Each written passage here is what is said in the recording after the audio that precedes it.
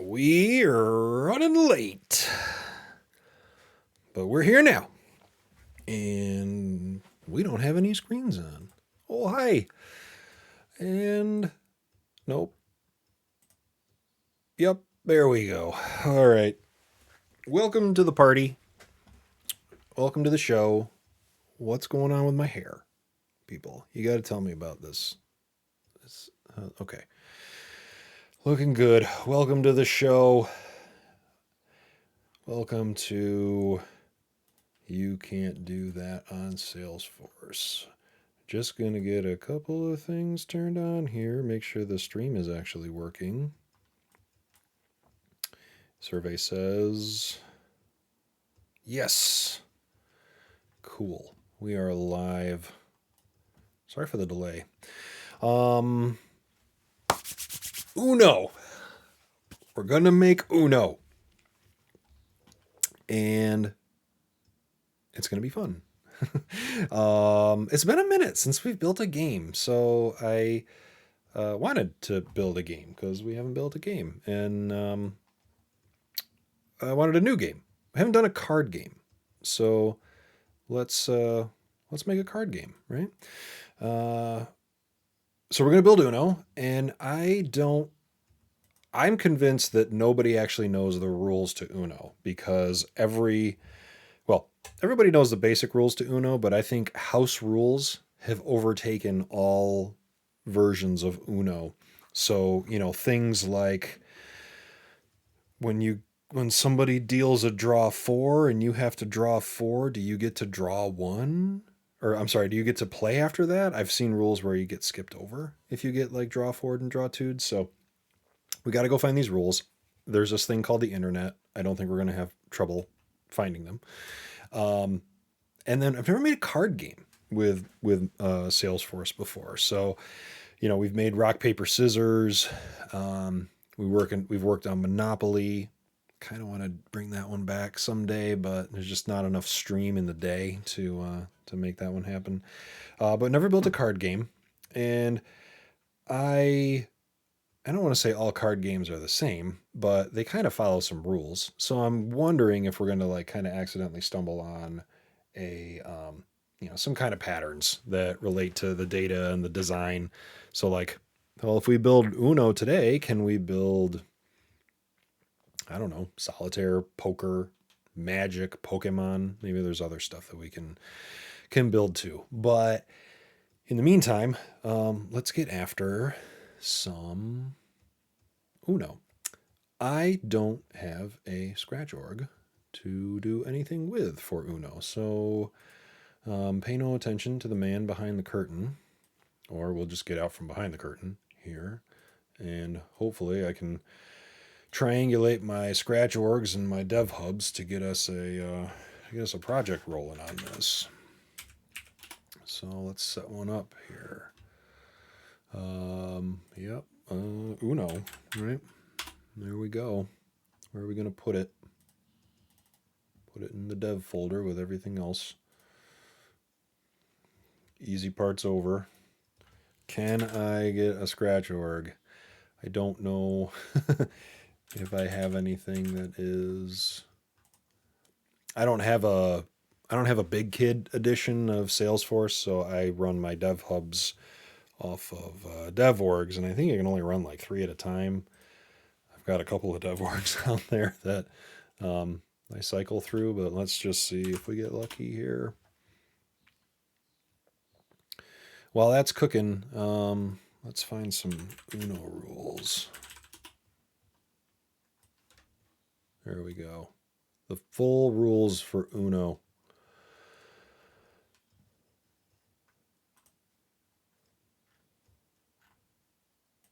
Okay.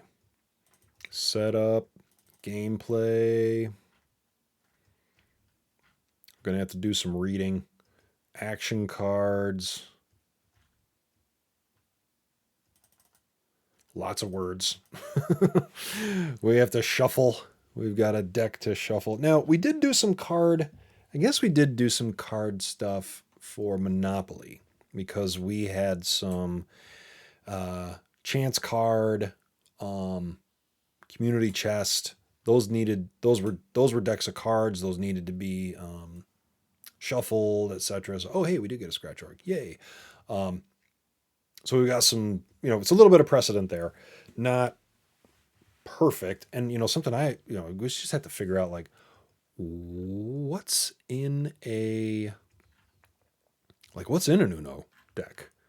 How many of this has got to be in here somewhere? Like, how many of what cards are available? Because that's obviously something that we're going to need to know if we want to build, build some kind of deck situation. Okay. 2 new wild cards instead of 108. Uno now has 112. But I think we need a little more detail than that. So that's okay, though. We got a scratch org. We're in business. Where do we start?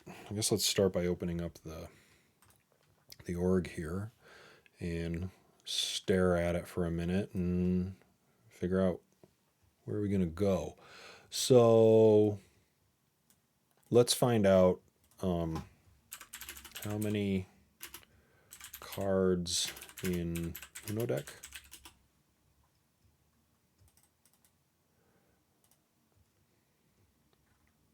$112. Complete breakdown. All right, unorules.org. Maybe that's where we're going to live for a little while. 7 is how many you start with. So we're going to need usual concepts, right? We're going to need, I'm going to start a little backlog here. Let's bring our README file out. Backlog. I'm actually going to get this project into a GitHub repository. I promise, I think. All right, backlog. What do we need? We need a game. All right, we're going to need some game object that tells us we're playing. We're going to need some kind of card object to tell us at least what is in the, do we need a deck object? I don't know. Our deck object could basically be the sum total of our card object records represent the deck, and as part of our game, we're probably going to have to, let's see, as I'm talking through this. So a game, me and Joe are playing Uno, and we each have, the game consists of a deck of cards. So there's probably a relationship now, but the cards themselves, these 112 cards, we got to figure out what those are. Here we go. This is what we're looking for. 19 red cards, 19 blue cards. How do you get to 19? That's really, okay, here it is. How many cards are in Uno deck? Oh, isn't that interesting? There's only 4 zeros. Huh. Okay, fun stuff. What deck does this represent? There's a lot of weird, those are draw 4s, and then what on earth are these empty cards here? Color and sort. How many Uno cards in the deck are there numbered? There's a lot of information here. So, but I think this is what we're after generally. I don't know what these must just be more wild. There's got 8 wild cards. Does it tell us that? Blank cards can be used as replacement cards or as special cards that fit your house rules. Cool. Okay. For original Uno, you can put them aside. Got it. We don't care about the blank cards, I don't think. We just care about the draw 4s and the wilds. Okay. Maybe we'll do something with the blank card concept later. We've got a lot more work to do. I also didn't realize that. So that's why there's 19. You have 0 through 9 red, and then you get another 1 through 9 for red, but there's no 0 a second time. So we'll have to take that into account as well. But this is super helpful. This is basically our dictionary, our catalog of cards that we can have. So I think we're going to need a card object, and we're going to have exactly 112 records. We'll start with 108 records, and we'll go from there. A game represents what? Players. We're probably going to need a player. Some of this isn't very new. We've done player records before. We might want player card. Right? We need something to join. Right? This is a junction between player and card. And a player is, well, a player. Right. Player in a game. And game object is kind of an umbrella for players, cards, rules, etc. All right, cool. So we're gonna. This is again kind of familiar. Little bit of Monopoly action here, sort of harkening, whatever. Looking back to. Looking back to Monopoly a little bit, we had cards and also properties that had sort of a similar, I feel like I'm always doing this. Here's a thing, it represents a dictionary of options. Here's an instance of it that relates to the thing that matters. We're going to do some more of that. So every time we create a game, okay, so here's the thing. We might not only need this. I think we're actually going to need... I'm going to move this up. Wouldn't it be smart if I just like diagrammed some of this? Imagine that. That'd be really interesting. I think we need game card object, right? We need to know all the cards for a game of Uno. That pulls from the dictionary. Our players are participants in the game. Probably should say something different so we don't describe the thing that we're talking about with the word that it is. And then I think we're going to need... so we could go two ways here too, right? We could, depending on how clever we want to get... I think player is going to reference a user. That seems to make sense. Or have some lookup to a user. Now, when we built rock, paper, scissors,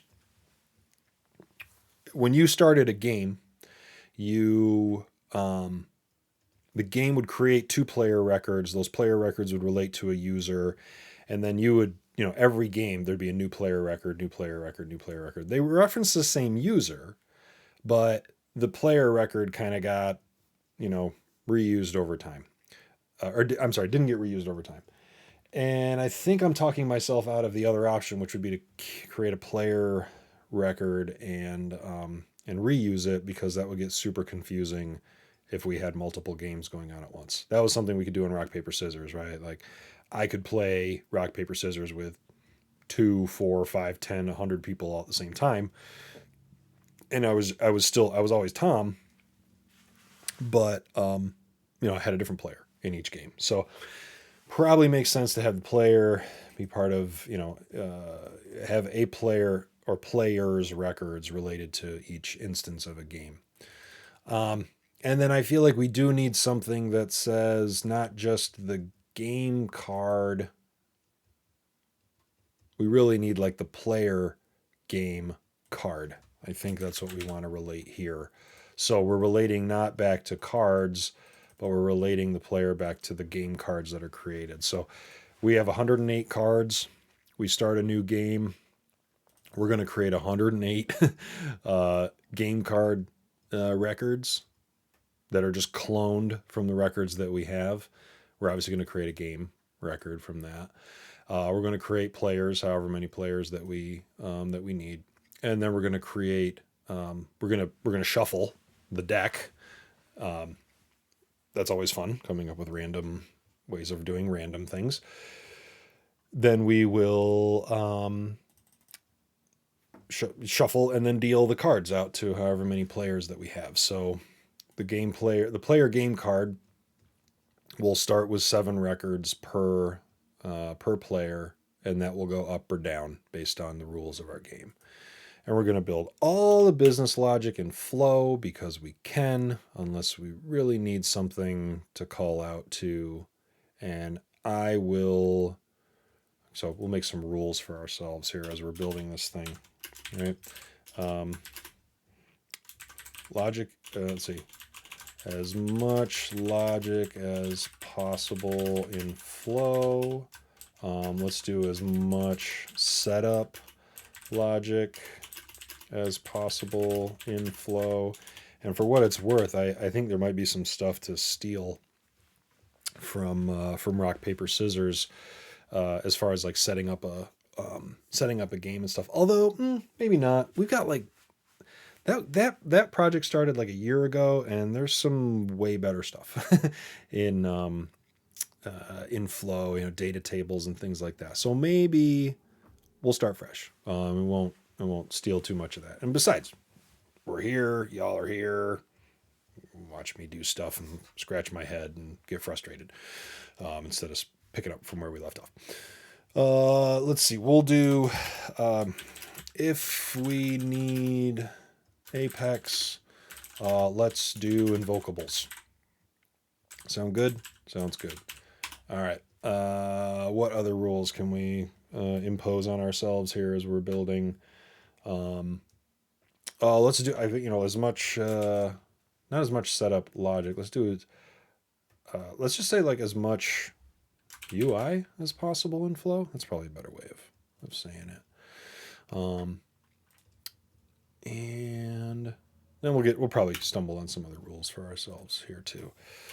Okay, so as with rock, paper, scissors, it's important for one player to not be able to see the hand of the other player, and that might have us introduce some more, possibly some more logic, possibly another object. I'm wondering, like we need each player to know about each other. We need each, and by player I mean user. So. But there's one player record per game for each user. So we need the players to know about each other. We need the players to know about the game. We don't want the players to know about each other's cards until a card is played, and then after that play is over, then we can share. This is very much like rock, paper, scissors. Like I think we're going to need like a round or a hand object, right? So that we can not only have the whole game, we've got the whole game structured, but now we need to say, I'm putting out a card, you're putting out a card, and who wins, right? But we need to know like what cards were played at that time, what cards out of the game, right? The deck basically, who won, and let's see. Yeah, because we're right, we're not battling each other. I forgot. I was on the wrong game here. Uno is not about battling each other. Uno is about battling, well, you don't battle each other directly, but you battle the deck itself, right? So we don't want players to know about each other's hands. We agree with that. We don't really ever need players to know about each other's hands until they play that card, right?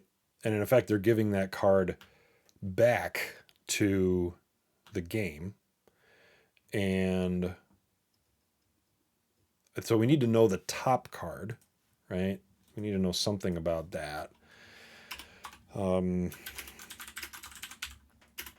Maybe it's helpful to, we'll put that as a field on the game object, right? So the top card is what we're playing against. We have player game card and player.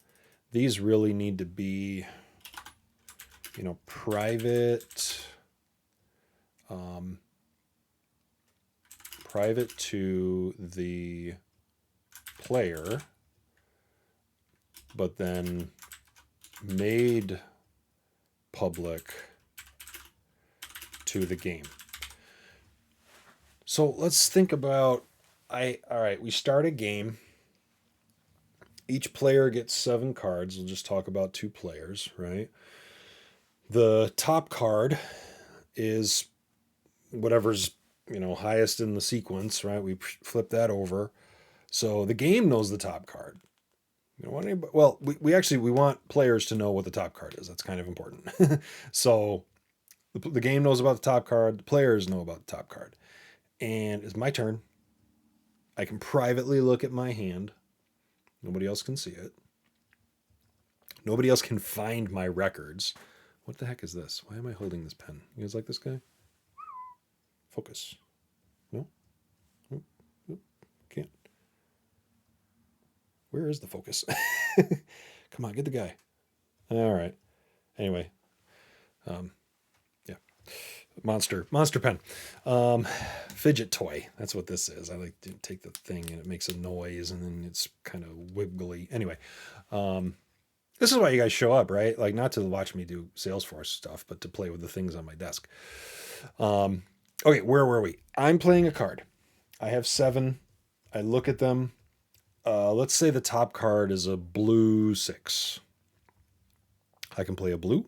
I can play a 6. I can play a wild card. That's basically my options.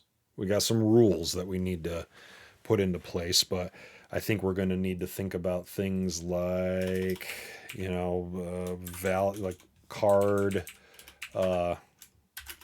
value, which is maybe the number, color. There's 4 of those. I guess black could be included if we're, but black doesn't imply like black doesn't tell us rules, right? We don't have to abide by that. We just need to know that it is maybe one of those cards. And then I wonder if there's like an action here, because we got what, skip, draw 2, draw 4, wild. That's probably an action. What am I missing? Oh, reverse, right? Oh, that's going to be fun. Yeah. And reverse. So each of these we need to build some logic for. I'm already thinking like reverse is basically going to like, we've got, all right, players. In order to do a reverse, well, we need to know the sequence, right? That the players are in. So we can flip it. Skip. Very similar to Monopoly. The game probably wants to know about the current player, right? So who's up to do their hand thing. Let's see. Actions we need to be able to take. Player needs to be able to draw a card. Player draws card. Player places card. I'll say draws cards because if I don't have a card in my hand, I have to draw one. We probably could do some smart stuff for like indicate player must draw, right? So there's like if it's blue 6 on the deck as the top card and all I got are greens and no 6s, I gotta draw. The game could know that, right? The game could evaluate like which of these cards are valid to play, and then maybe that's a step in a turn. So we're probably gonna need a turn object, right? Which we might be able to get away with it by putting some state in some different places, but I could see we need a little bit of state for each turn, and also that's probably some fun analytics to have in the long run, so you could almost like rerun the game. and do things like, hey, what card was played when, maybe. So maybe we'll do some other, I love over engineering this stuff. So, now's a wonderful opportunity to do so. And we'll have some fun playing around with that too. All right. So where were we? Player draws a cards, right? It needs to, as you step into this, right. There's also like there's always a must draw situation. Not really. Like you know, must draw equals like a draw, a draw 2 or 4, right? So that has to happen if it's your turn. And perhaps we just do that, right? So here's rule number 1. What the heck happens when you draw 2? And why am I not seeing what I'm searching for? Find there. Draw 2. Why? How can that not exist in this page? Draw 2, draw 2, draw 2, draw 2. But where are the rules?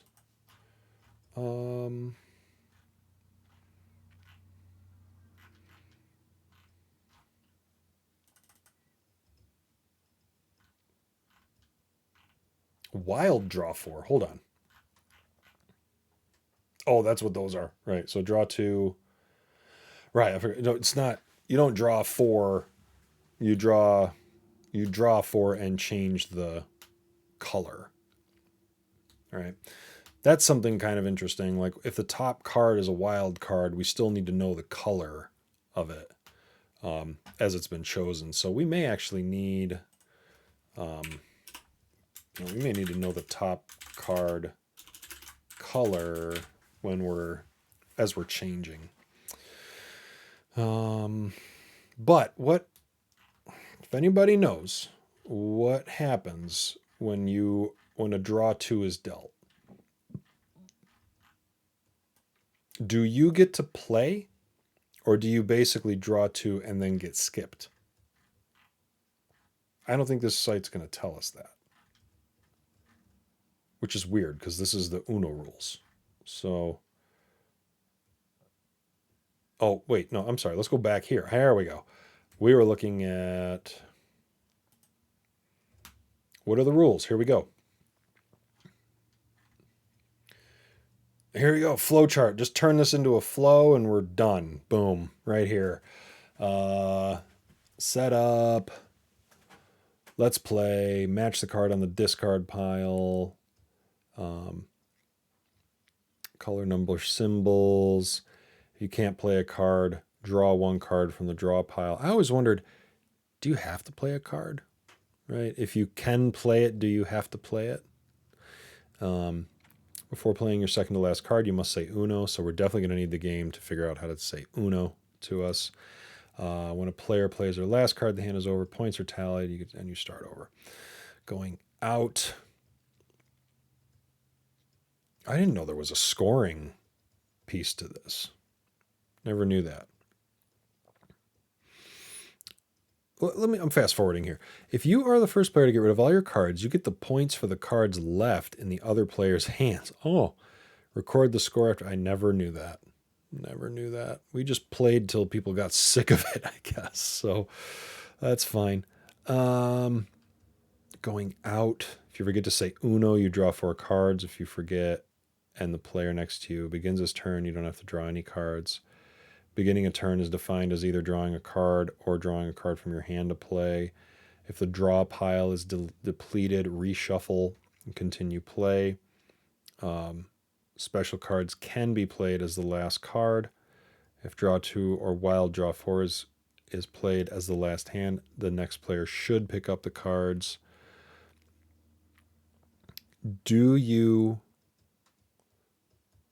You can play the wild card and wild draw 4 card on any color. If you can't play a card, draw 1 card. Let's see. Uno cards, draw 2 cards. Next player draws 2 cards. Allowed on color symbol, scoring, whatever. So sure, we'll figure out some scoring now that I know that there's scoring. Sounds good. changes color. All right, gotta get out of there. Next player draws 4. Does so I guess the question is, I probably should ask ChatGPT. I'm sure I bet it knows the answer. Um, let's ask it. Where's my ChatGPT?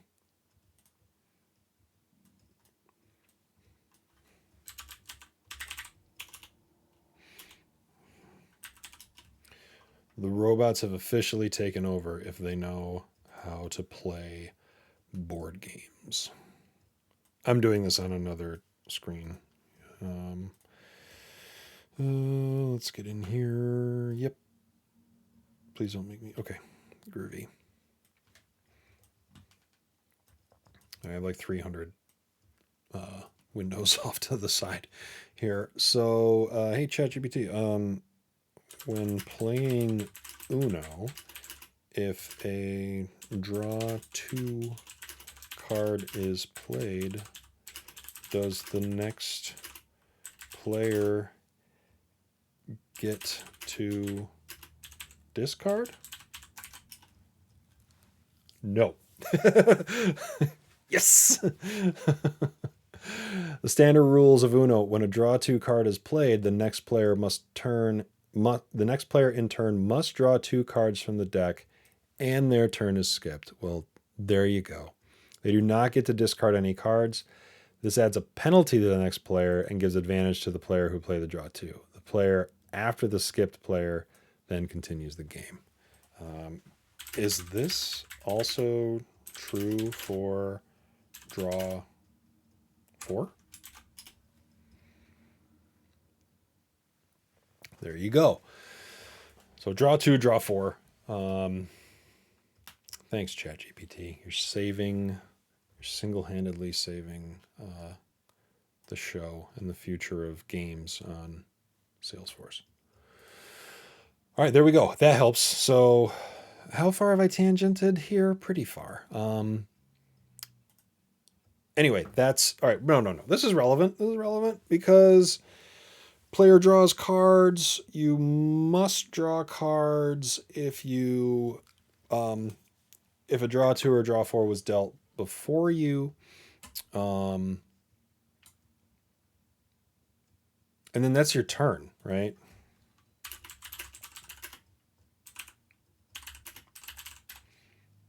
So we can almost make this like auto magic, right?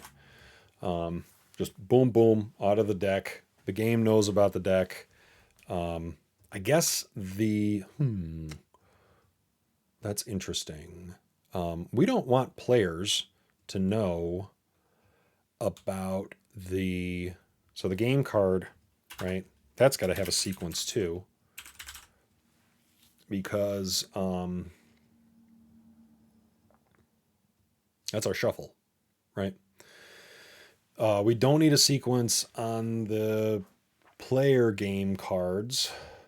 It's going to show up anyway, but this is really, only the system needs to know. Because if I was a sneaky Uno player, Salesforce user, I would just go look at the records here, right? And say, hey, I know what's coming up next. So let's think about the piles, right? Because we have a pile that is what we could draw from, right? And that's the shuffled part. And then we have the other pile, which is what has been discarded. So I wonder if we can just say, is discarded, right? Basically indicates, if up or down in pile, right? Sequence doesn't matter, right?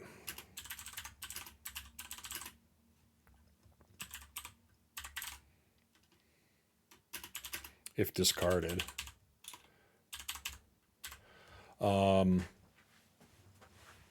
Until it's shuffled back in, right? If we're still playing, what is wrong with my hair? Do you guys see that?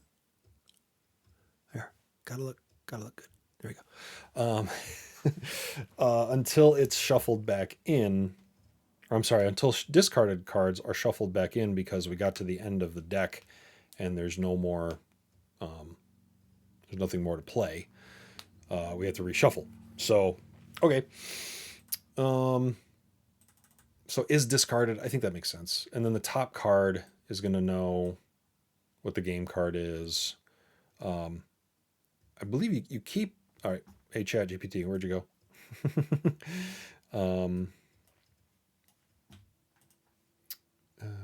Did I lose you? First rule of Chat GPT: never close Chat GPT. Use it all the time. Let's see here. Let's see. Let's do. Let's see. When playing Uno,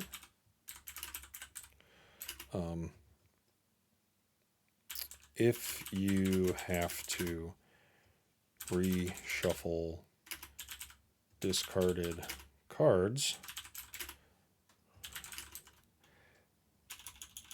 is the top discarded card excluded? Question mark.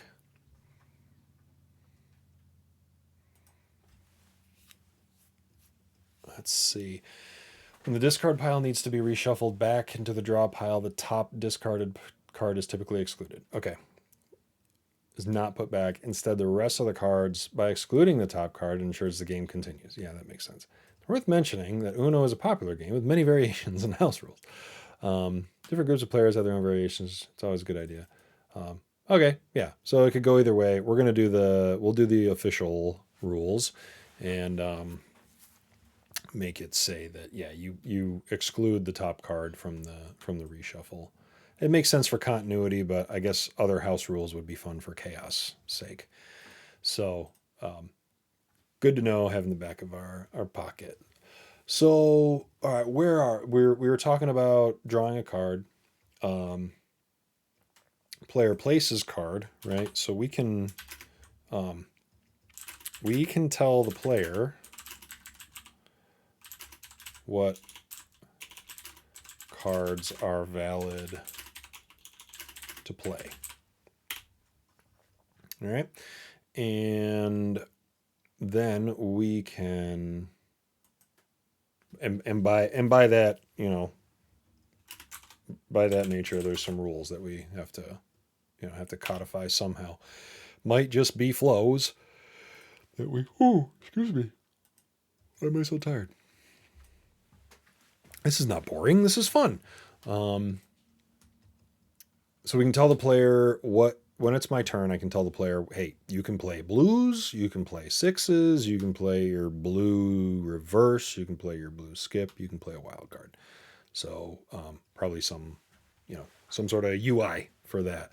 And yeah, we can keep the UI in flow. That would be. We might have to build some lightning web components, but let's try to reference them in flow if we can. So we'll more rules. Reference LWCs in flows if possible. Cool. All right. Make this a little smaller so we can read everything. What else do we need to do?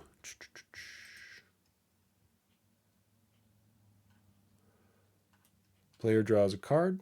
Player places a card. And then, game moves to next player. Reverse is weird. Let's just say that out loud. We need to do with that. Draw 2 and 4 are skipped. Probably need to go back here and start a game. What happens when we start a game? We build game card records. We choose players.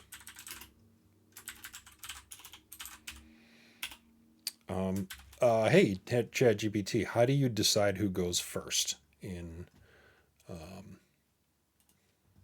in Uno.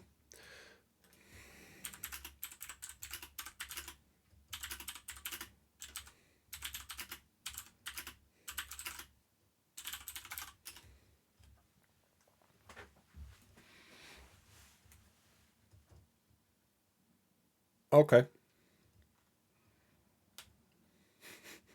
I love this safe harbor statement at the bottom of each of these. House rules, house rules. Cool. Safe harbor.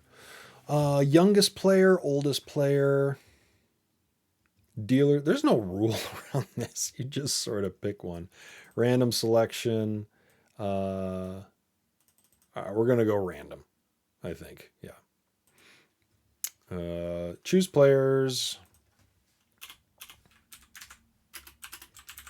Random sequence. Let's see. Build card game cards. This is also like and shuffle.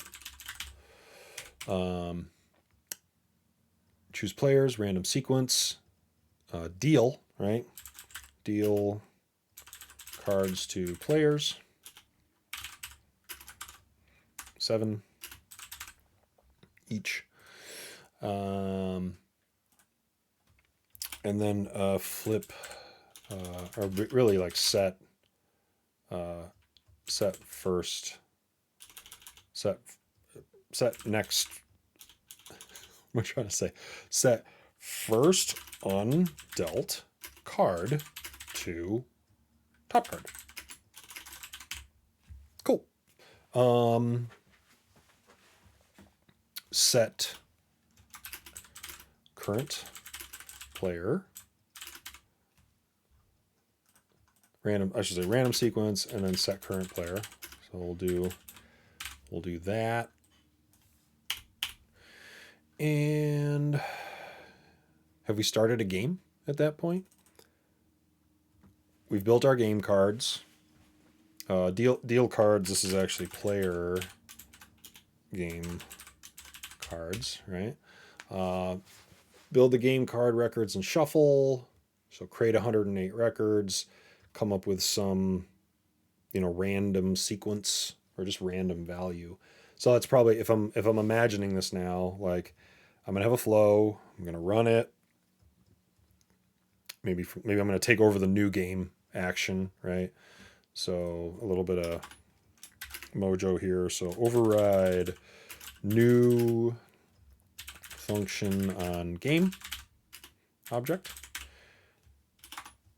And that kicks off a flow. Then I'm in that flow, and what do I need to do? I need to, welcome to Uno. Who's playing, right? We probably can do this shuffle mojo a little bit later. We're going to choose our players. Random sequence there. Random sequence on whatchamacallit, random sequence on the players. Random sequence on the cards, because we're going to shuffle both. So I'm going to just start a list of invocables here. We need a... I've done random numbers in Flow, and it is not fun. I think I did that for dice in Monopoly. And actually, maybe I gave up and said, no, we're just... And well, okay, so, hey, ChatGPT, is there a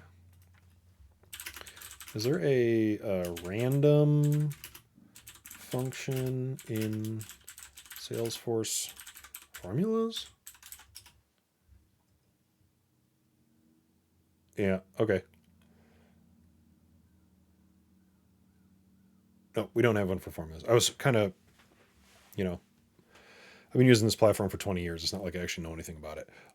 So we would reach out to an Apex invocable for like a random random number invocable, return some number, return some number, and maybe we can optionally pass it a format or something like that. For our purposes, we don't care too much what it looks like, but we are going to want to put it in a field. So we got sequence here, we got sequence there. This is random number. And our players, right? We also have a random number. So I don't really care about. You know what we need to know? We need to know the direction the game is, like, the players are rotating through, right? So it's kind of that's going to specify. That's going to tell us, hey, we're gonna, when we reverse, right? Which way are we going to go? We don't care about we care about the random numbers. We don't care what they look like. We don't need them to ultimately be like 1, 2, 3, 4. I don't care if they're like 0.07622, 0.0394, whatever. Which I think from crypto.random is good enough for us. We'll leave it as a number, and maybe we'll cut it off after, a handful of digits, because good enough is good enough for the game. Probably, three digits, maybe. I guess we have to see how random is, right? When it executes, what do we get? Anyway, okay. So let me save our README file here. Start a game, override new, choose the players, data table, lookup, something. How many players can you have? What's the maximum players for Uno? I bet you it's 4. 2 to 10. Wow. Okay. Never mind. We're going to just leave that open-ended, so you can pick as many as you want.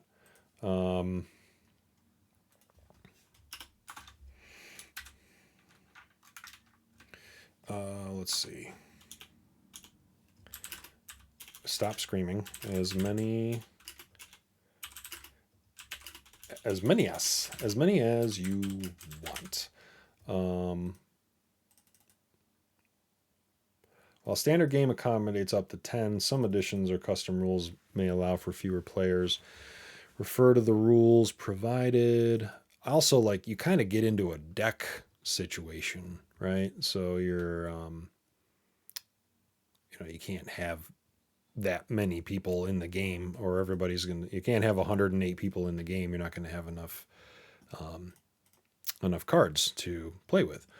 So, not to get into this too much, but we could make our deck or our game cards, just for fun, number of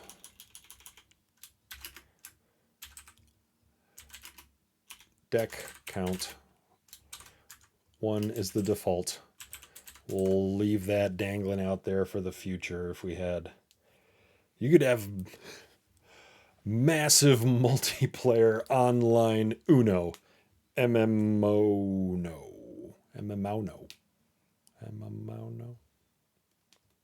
no, yeah. That might be kind of cool, right? Like 50 people in an Uno game, and then maybe there's like, well, let's see.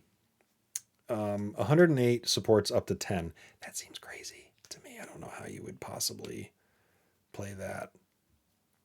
Well, you can deal what, 7 times 10. All right, yeah, you get 70 cards, and then let's see, 7 out of 10. So 70 is what percentage of 108? About 65. So you need getting way down the rabbit hole here. I was just trying to think, like, all right, for every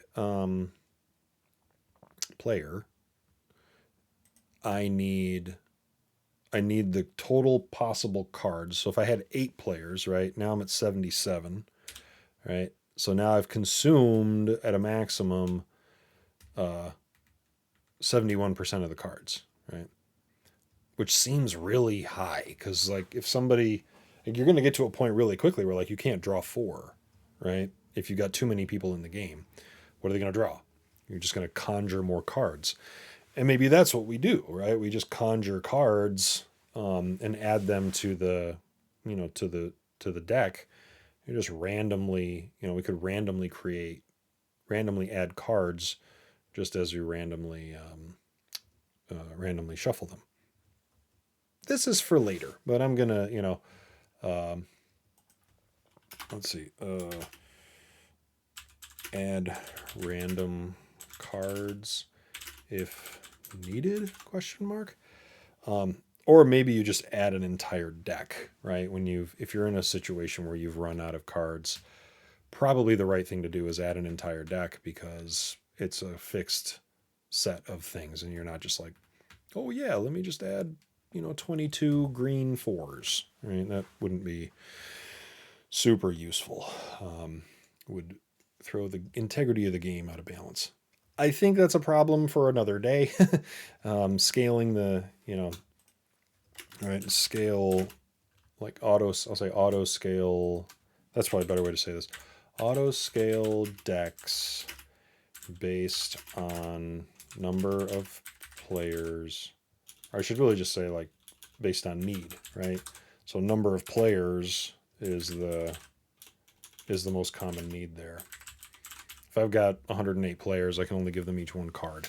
And the system might need to say, oh, need more cards, need more cards, need more cards. That's way down the road. We're gonna run games with like 2, 3, 4 people, and leave it at that. Okay, so we can start a game.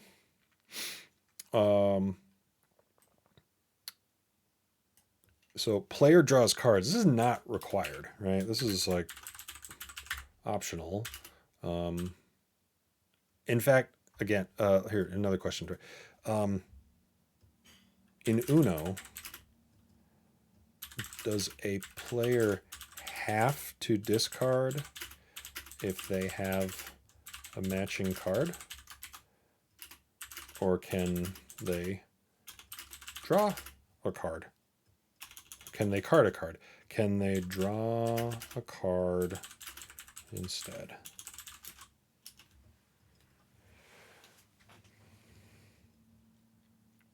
Okay, you don't have to draw a card, or you don't have to play a card.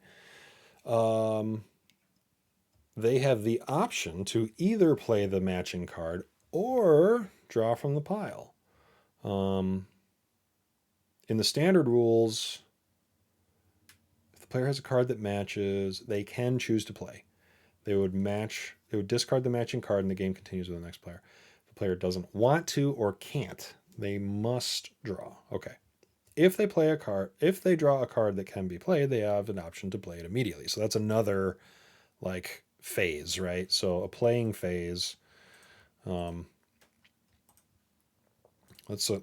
lay that out, right? Like player turn life cycle. Sounds super official.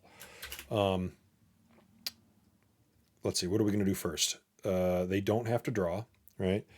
The first question is, does player have a valid card in hand, right?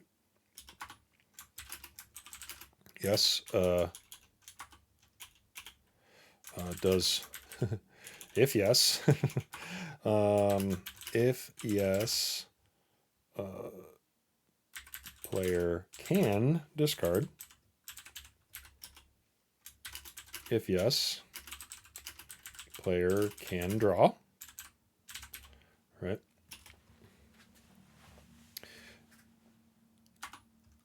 And then we ask the same question. Does player have valid card in hand? Now, do they have to play the card that they drew?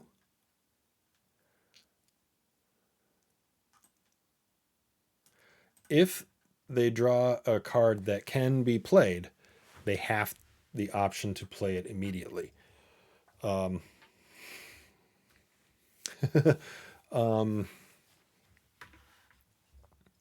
In Uno, if I choose not to discard from my hand and instead draw a card, if that card can be discarded, discarded, do I have to discard that card, or can I discard from my hand? I don't, if ChatGPT understands this, I'm like, wow, okay. Thinking, parsing my very vague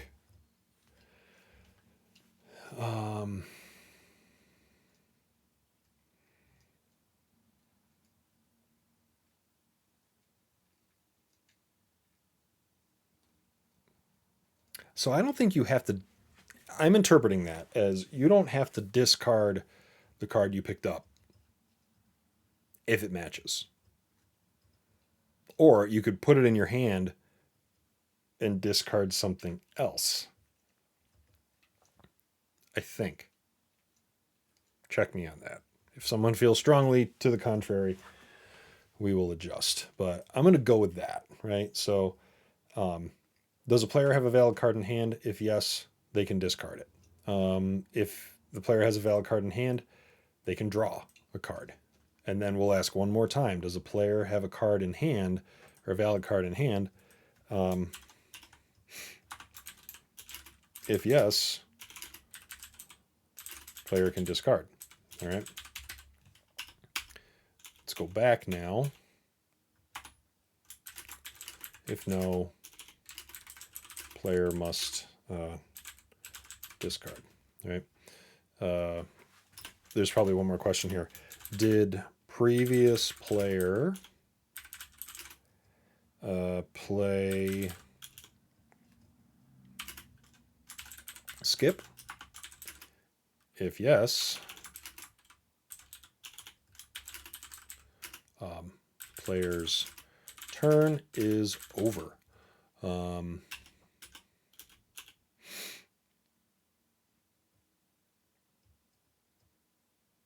And maybe that is, I wonder if we're doing that during, we might do that at the start of this player's life cycle. We might do it at the end of the previous player's life cycle. But somebody needs to report to the game that you're not going to the next player.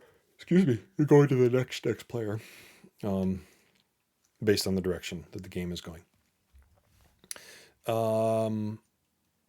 If it played reverse, probably a similar situation. It's not, our notion of the next player is, doesn't matter, right? We just flip the game. Did previous player play draw 4? Play draw, we'll say draw X. If yes, player draws X cards. Done. If yes, player does not discard. If yes, player turn ends. Okay.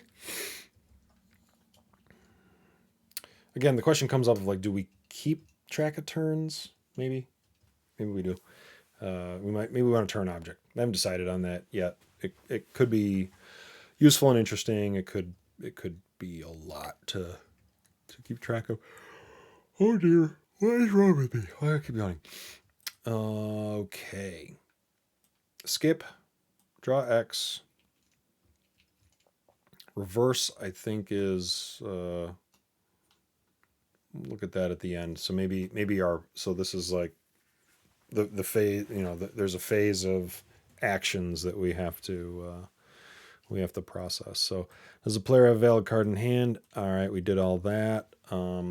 If no, player must discard.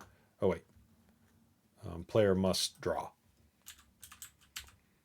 And then next question, does player have valid card in hand? player can discard if they want to.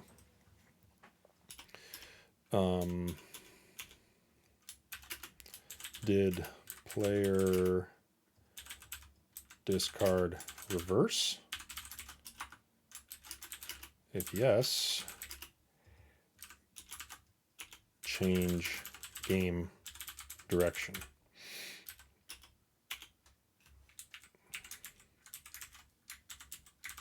Did player discard skip? If yes, change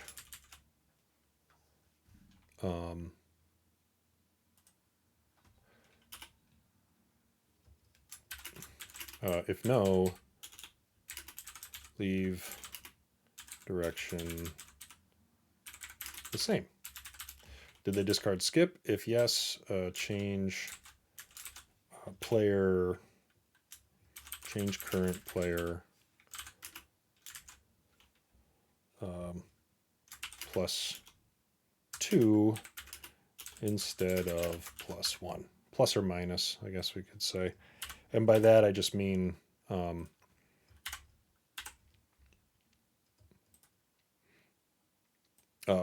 how are we choosing the next player in the sequence? So we're going to do all the yeses and nos here. If no, change current player +or-1 based on direction again. Did the player discard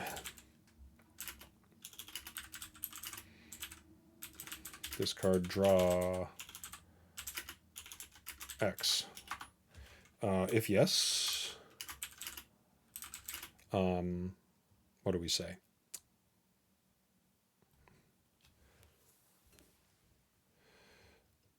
So this implies that we would need.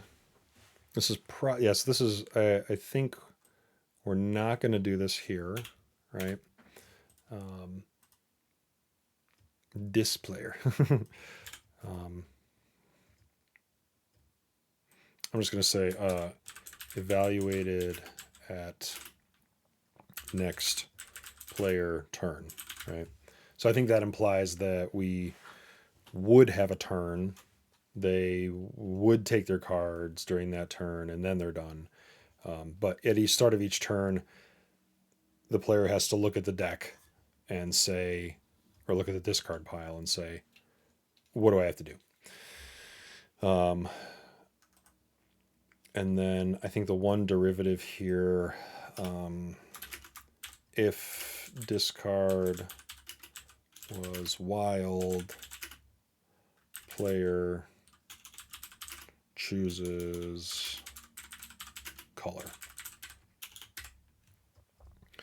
So then we have a wild on the top of the deck, and we know what color it's ready to accept. And that would be a, let's see, that's a wild. Yeah, so actually was, is draw 4, let's see. Draw 4 is a wild draw 4, right? Let's go back here a second. Uh-oh. Are we here? We're here. So you can have a wild card that just changes the color, or you can have a wild draw 4, which changes the color and makes you pick 4. So we need to distinguish between those two. This is really discard draw 2, right?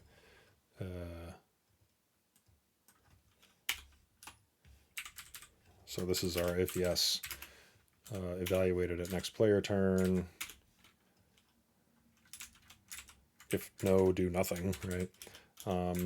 Did player discard draw 4? Evaluated next player turn. I should say cards drawn, right? Cards drawn in next player turn. Cards drawn in next player turn. And then if yes, current player selects color.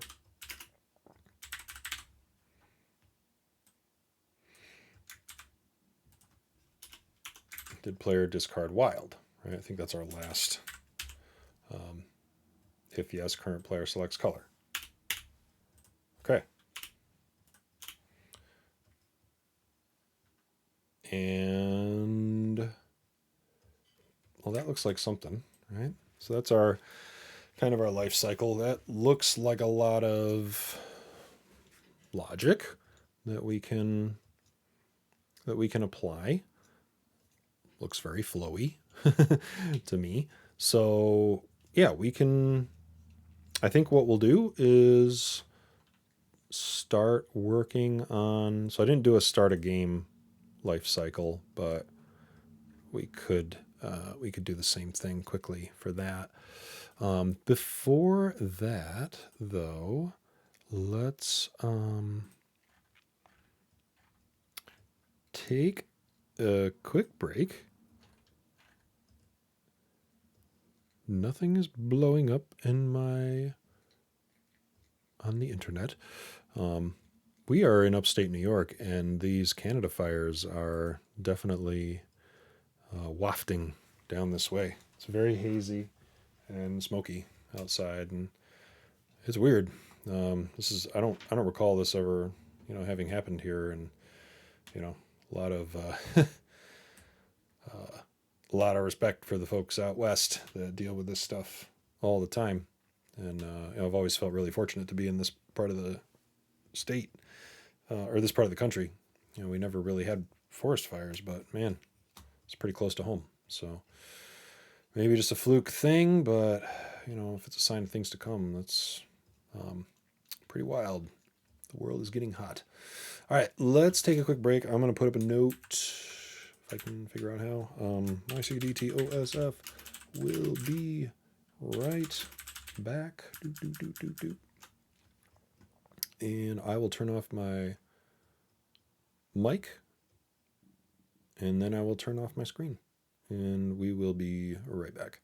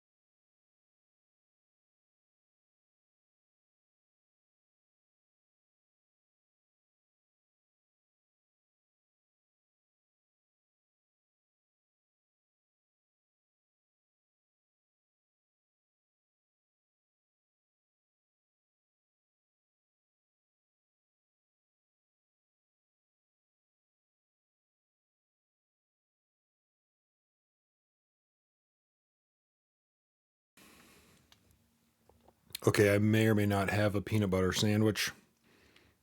I do have a peanut butter and jelly sandwich.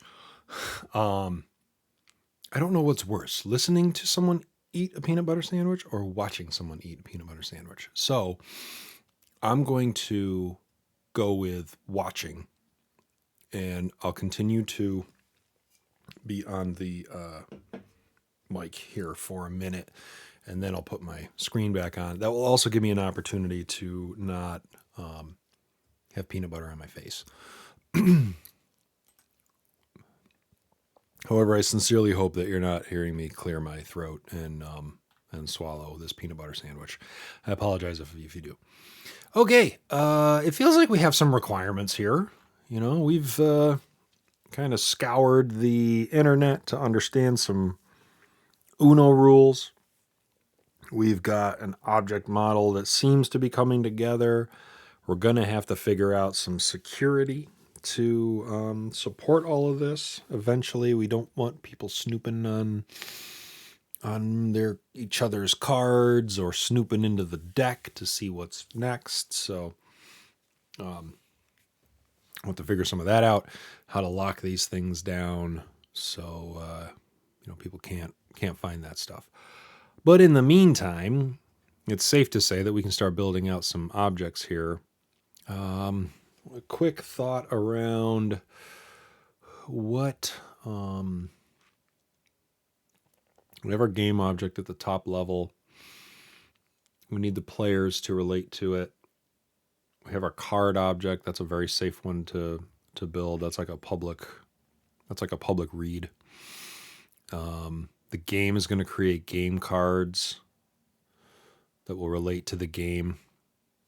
I think those have to be private.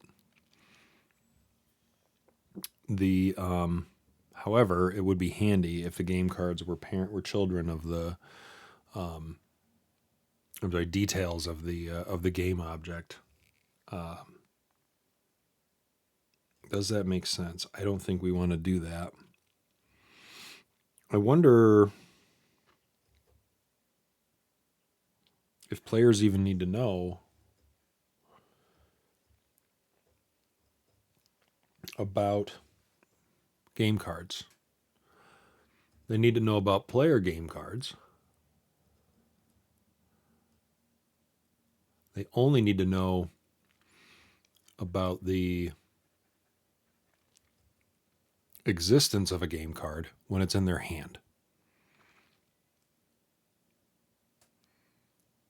But then another player doesn't need to know about the game card that's in their opponent's hand. So we need to probably design that out a little bit, because I want to take advantage of the platform, but have to see a little bit more into what that's going to mean when we get to that point. I lied about the screen and the hello. I lied about the. I gotta put my table down a little bit. I lied about the screen and the mic. I'm going to silence myself and take a bite of this sandwich and try not to gross you out as I chew it. But I think it will be very gross if you hear me chew it. So here goes.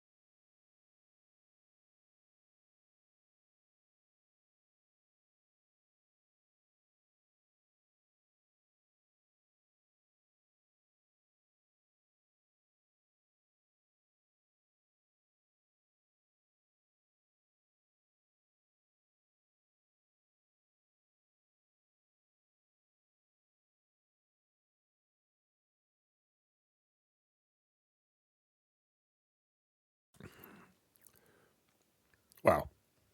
Eating a peanut butter sandwich, I don't even have jelly, right? Peanut butter sandwich is so dry. I'm glad I muted myself because I was like kind of silently choking myself over here with that. So what we need is a poppy. Still not sponsored. Come on. Okay. What should we call these? What should we name these? I feel like, naming them like Blue 6 might make sense so that we know what cards are what. Is it Blue 6 or 6 Blue? I guess that's, let's see if there's anything out here that tells us how they get, what they call them.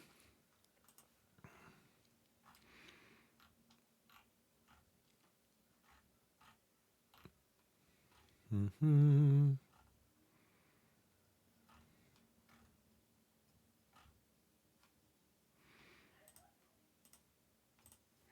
What about that rule? Oops. What about that rules page? I mean, there's just like literally looking for the phrase that they use.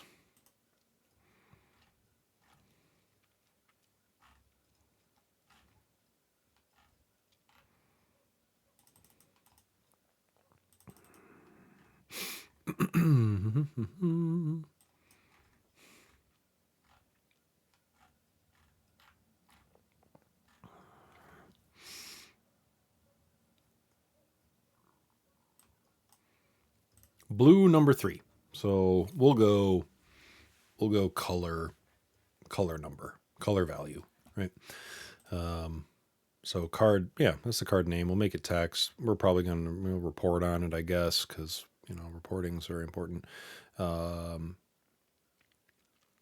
We do need I want a custom tab so we can build these.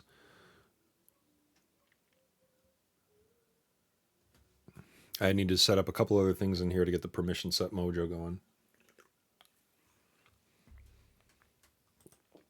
Let's see. What's a good card? I thought there was a card, but I guess not. Square? Do we have square? Square. Boom. Card. Let's pick none of these. Let's pick none of these because we need a different.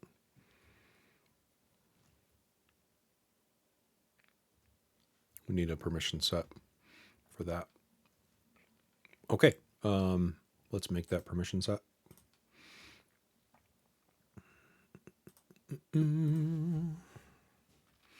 Let's make an app first. I actually started working on a plugin that would let you do all the things that I'm about to do. I feel like I stepped through this over and over and over again when I'm building apps, and what I really want is like a plugin that would say, hey, we'll create an app for you, and we'll create a permission set for you, or a set of permission sets, because I usually do like admin, user, viewer kind of situation, and then you add more as you need to. And then, hey, let's create some objects for you.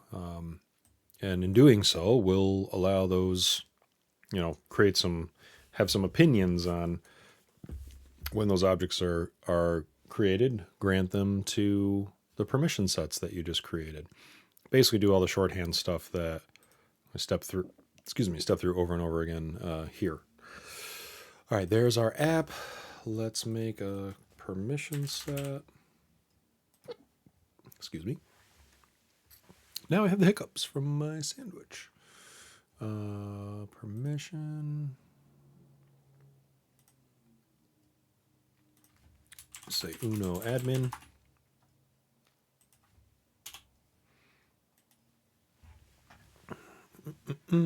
Grant them access to the Uno app. Grant them access to the card object that we just created.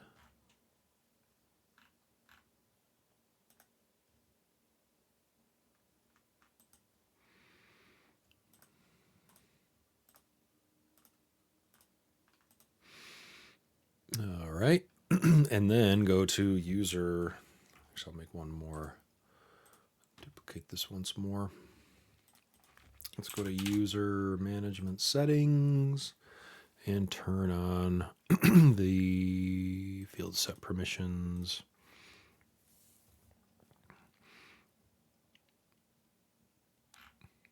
Okay, that's good. And then that'll be a little easier as we go through our fields. So our card has a color.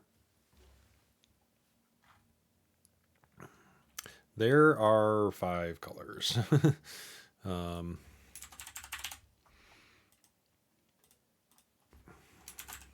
Blue, green, red, yellow.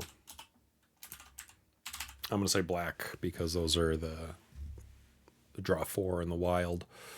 And that's good. And the admin needs that. And it should go on the layout. And we need a value on those. Do we want that to be a number?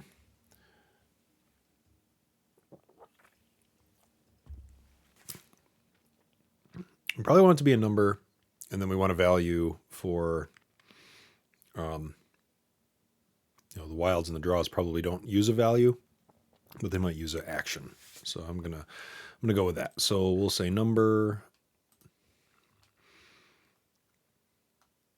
Or wait, we called it value. Let's call it value. And that's always what, 1 digit. Not required.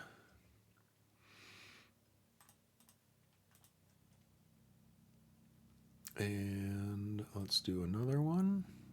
Let's say action. I'm going to make that a pick list. And what do we got? We got draw 2, draw 4.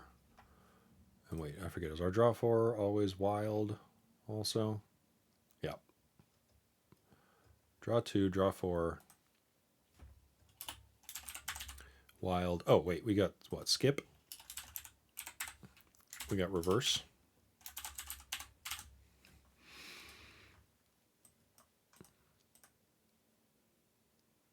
There's our actions. So a action card can have a color, like draw 2 or reverse or skip. They all have a color. So what draw 4 is black, wild is black. None of these cards have a value associated with them. So I guess that'll be a rule of our system. You either have an action or you have a value. We could set the value to 0. No, actually you can't, because 0 is a valid value of the cards, especially if we're going to do the scoring thing. I wonder if these, well, actually, wait, these have a value according to the rules that we, again, did not realize that there's, do they have that flow on here? They don't. It's got to be on here. Here it is. So they do have values, right? Skip cards are 20, reverse cards are 20, draw 2 is 20, wild is 50, and wild draw 4 is also 50. Okay, so we do need the value on those as well. Okay, well, we got it. So that's cool. And you just won't have an action if it's a regular card. And that's our card layout and save. So the only thing that's kind of interesting here, when we look at the whole deck, we're going to have 2 draw 1s, 2 skips, 2 reverses, 2 draw 2s. I don't know if that's a bad thing. We just may want to, maybe we don't care, right? This is a finite set. So if I have 2 card records that are both yellow 1,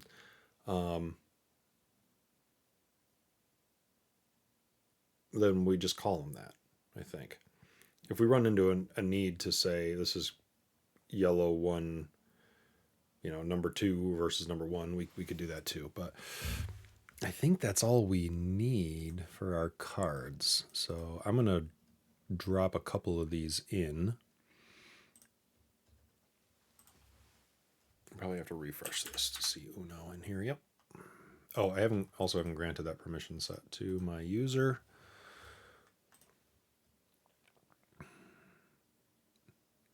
Your list view. What? That's neat.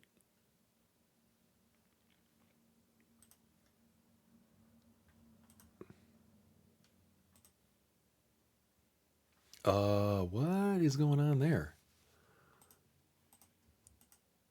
Huh. I don't know why that's happening. Let's go the other way. We'll find the user. I'm gonna assign the permission set there.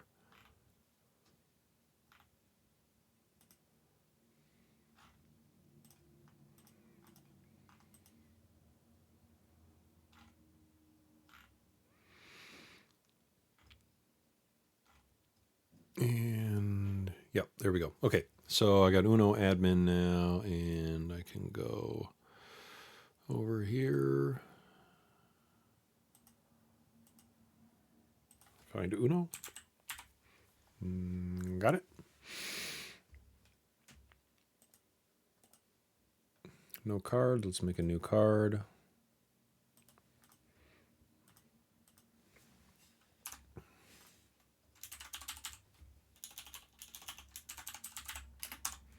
Green 0.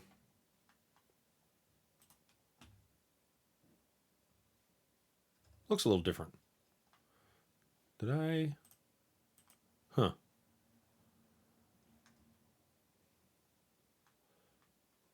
Must have something set that I'm not sure what's going on there. I've never seen this this much standoff on the colors before. Anyway, there's a green 0. Let's clone it. Make a green 1. So we'll obviously create a import file to do this eventually. But there's a couple of cards. Okay, so we got some cards in our system.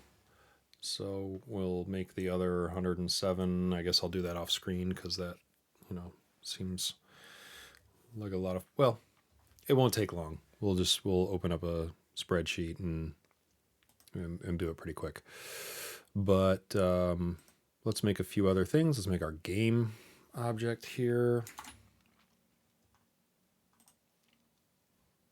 Got our card. Now let's make our game.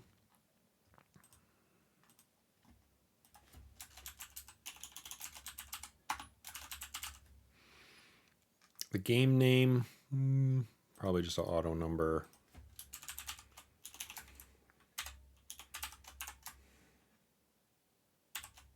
There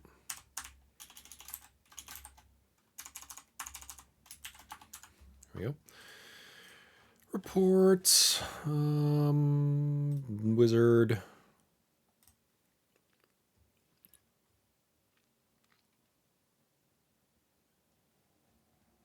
There we go. And what would be good for a game?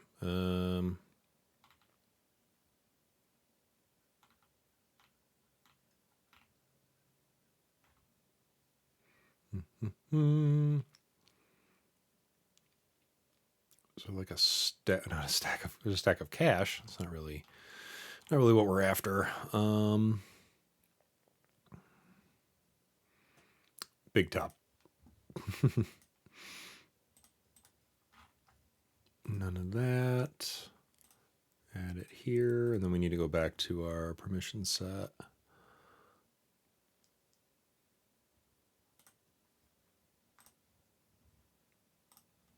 See, this is why I would love like a script, the plug-in kind of thing, just to sort of bang in a bunch of this this stuff all at once.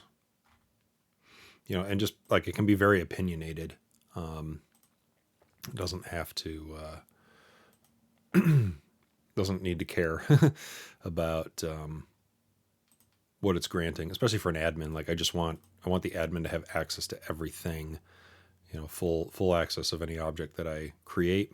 And I kind of want users to have, you know, the CRUDs, but not the alls, right? And then I want a viewer to just have the reads, right? So read on all the fields, and then do fine tuning after that. Whereas here I have to, go all over the place to make things happen. But all right, what do we?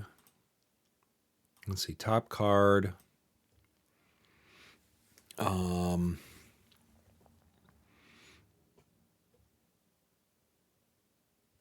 Top card color, current player. This is actually player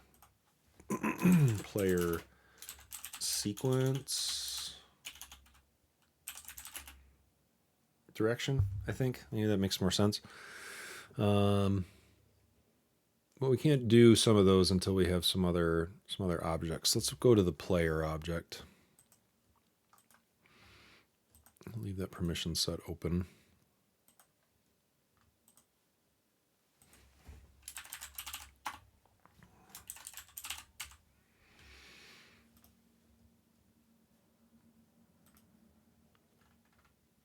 Do we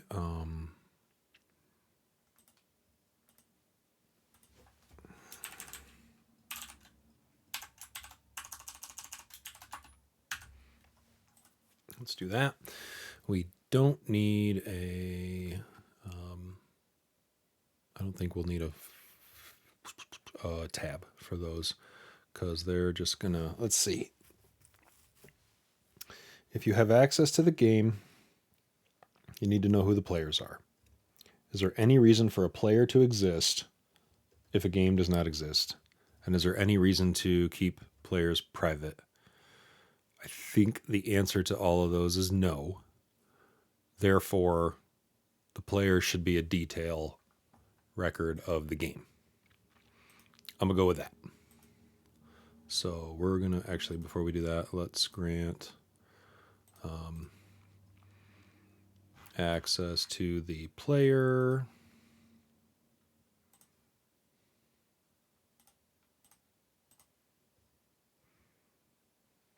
Good. And then over here, let's create a new master detail to the game. Say at least read only. That happens automatically. That happens automatically. The game should show the players. There we go. And then what else do we have on our player? Sequence, let's call it. Let's get ChatGPT off the side here. So I think we were talking, let's make that a number.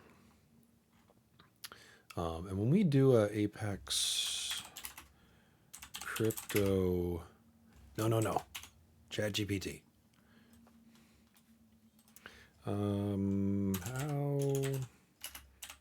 do I get a random number from Apex?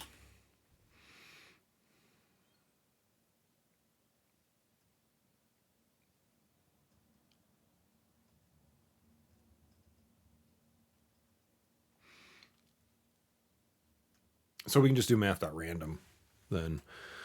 I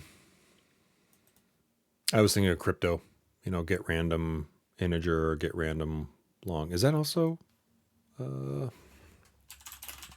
about the crypto class?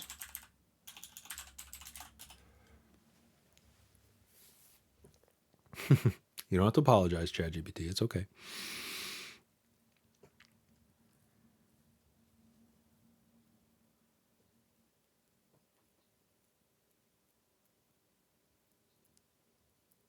So you can show. That's kind of, wait. Isn't get random integer just get you an integer?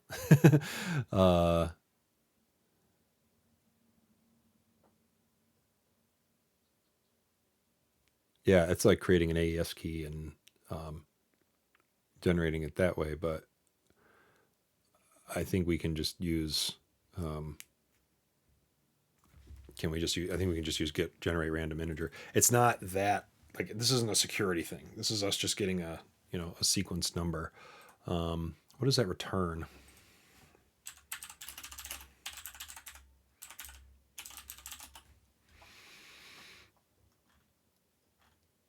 Has anyone else noticed that like the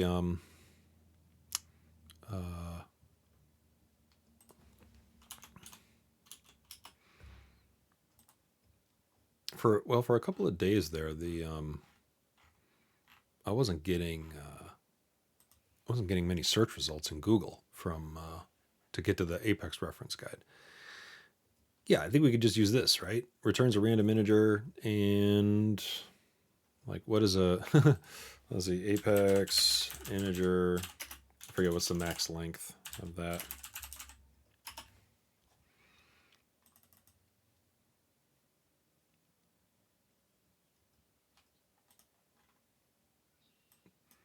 Pretty big. So what, 10? 10, yeah, 10 places. Okay, we'll make that a number. Call it sequence 10, no. Again, we probably could do, we could do math.random also. I wonder which one's faster. Let's see. Let's find out. What is faster in Salesforce? Math dot, I should probably say in Apex, right?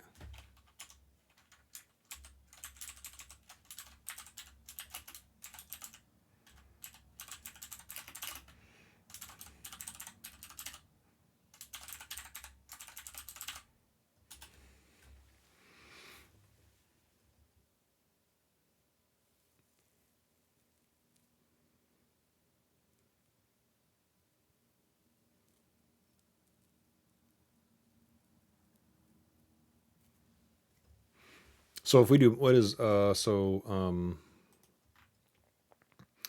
generates a random decimal between zero, let's see, how many decimal places from math.random?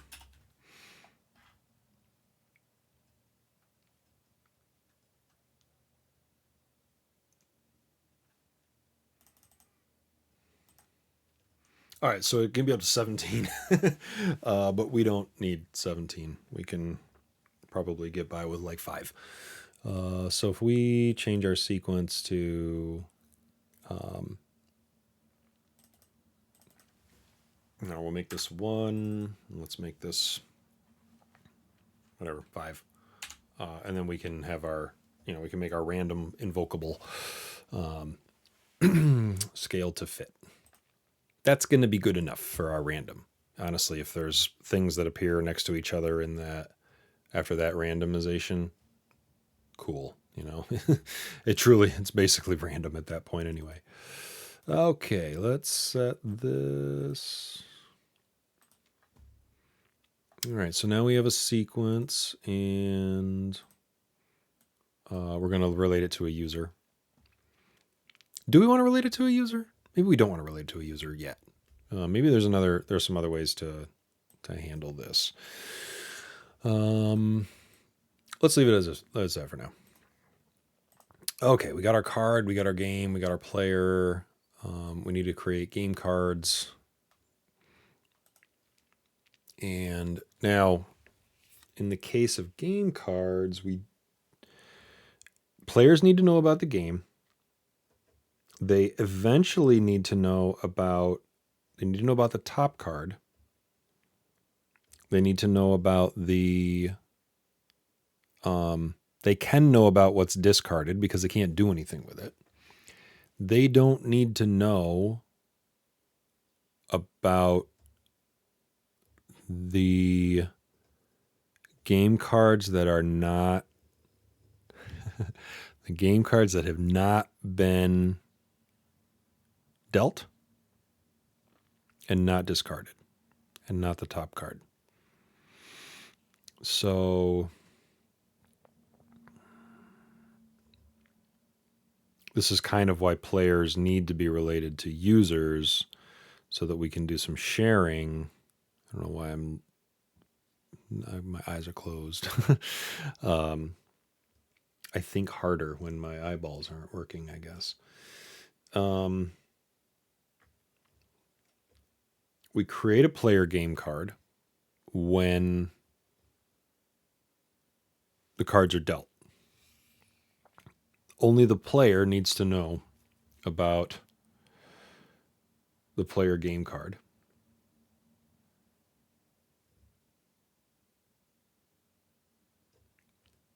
Nobody needs to know about what's remaining.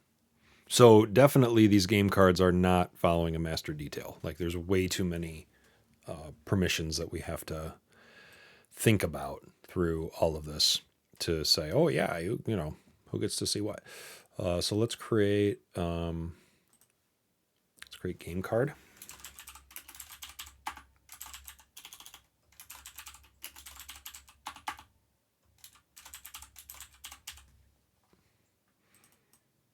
Call these GCs, I guess.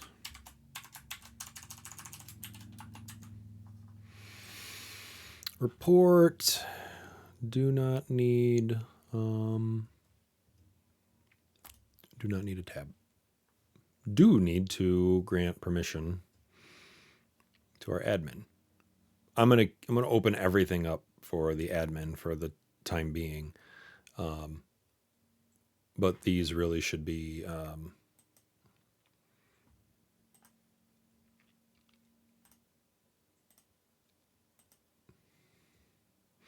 and let's just jump over to our sharing settings for a second.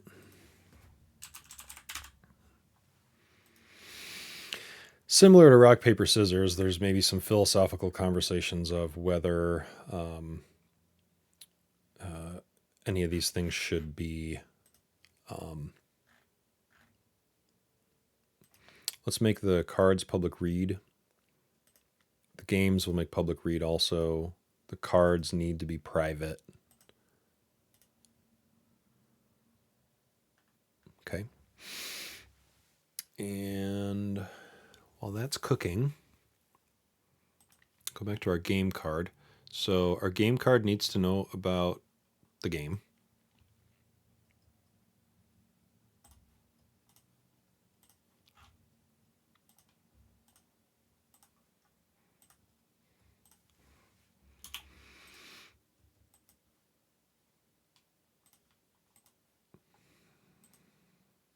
So game cards will appear on that.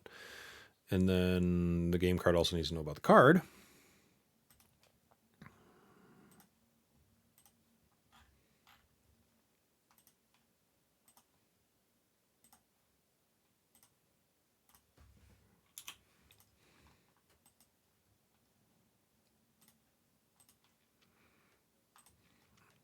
Okay. Now, having a relationship between game card and card doesn't expose anything because the game card records are private by default, and therefore we don't need to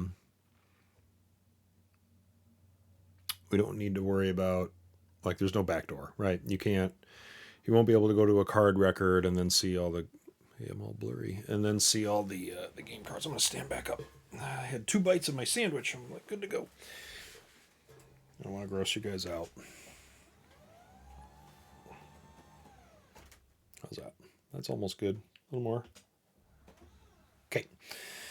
So yeah, game card versus card. We can see all the cards. Doesn't matter. They have no context to the game. Meanwhile, the game cards are completely locked down by default, and they will be opened up conditionally to the players later. When the game is over, I think we can just take all the cards away after that. Really take the whole the whole thing away.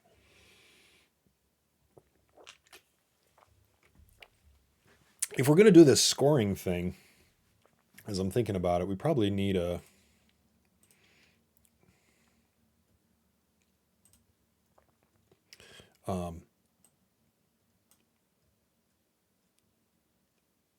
probably need a score here, right? On the player when this is all said and done. Make that a number. Score. It might be kind of interesting to like have the score, I don't know, change over time, or maybe if we did have a turn object, could it sort of like track the score as for that player at that, at that time? That might be kind of interesting to, to do. Was also thinking, is it useful to have like a hand object? Because that would make it a lot easier to share the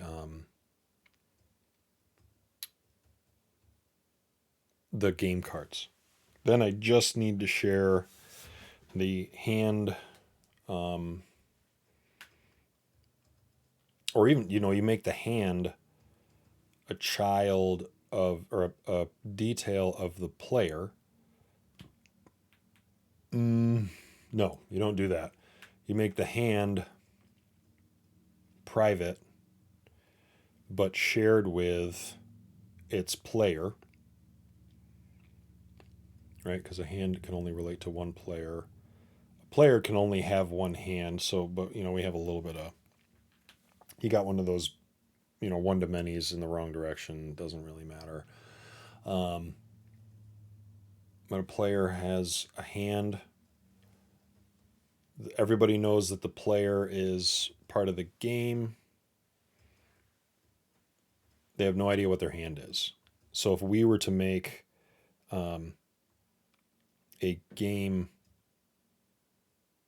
a game hand card, right? Instead of a hand game card, or a player hand card. Maybe that's how we, what it actually is. If that related to the hand, it's a lot easier to just share that with the player and then let master detail kick in for the hand, rather than having to share every single, because a player hand card goes away when they discard, right? And then it does become visible to everybody in the okay, so by that rationale, is it useful to have a pile object? And then you create a draw pile and you create a discard pile. Anything in the draw pile is not accessible, right, to the player. Now, one other way of doing this, maybe, instead of having the, I still think the pile idea makes sense, but having the, what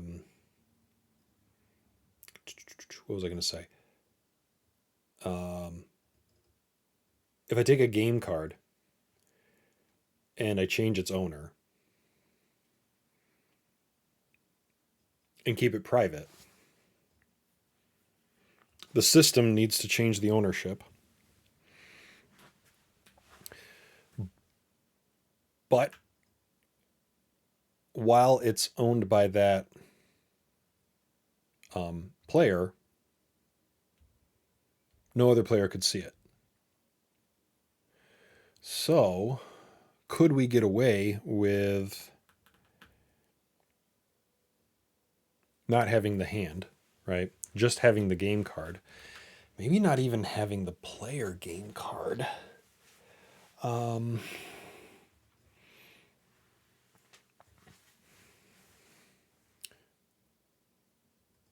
then the game card is owned by default, it would be owned by whoever started the game.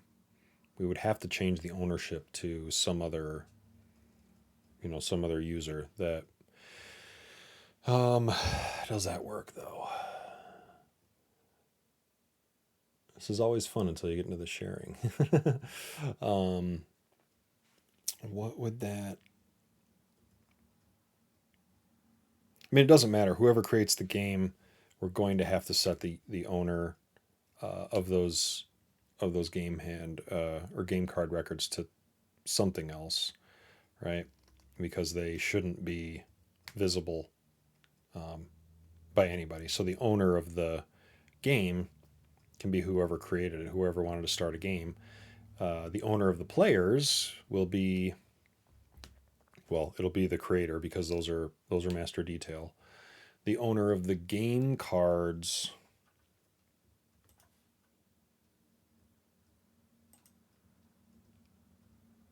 is, these are lookups, right?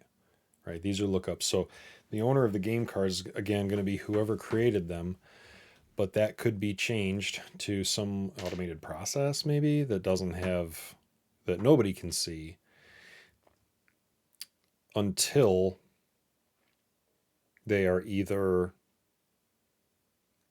discarded,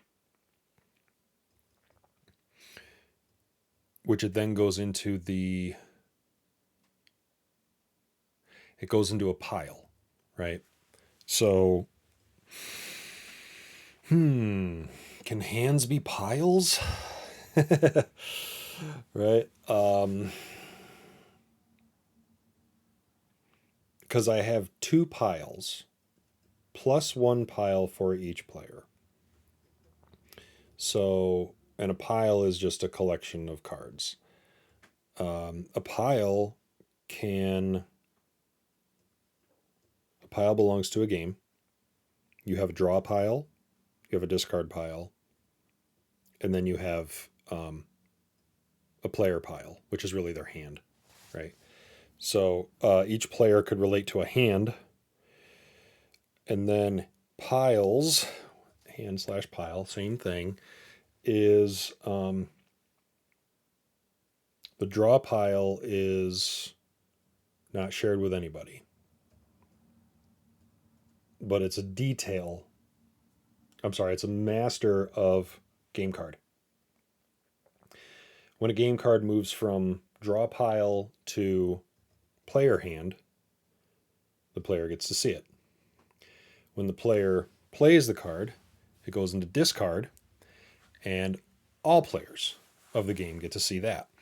So at the start of a game, we have to create 2 plus n piles.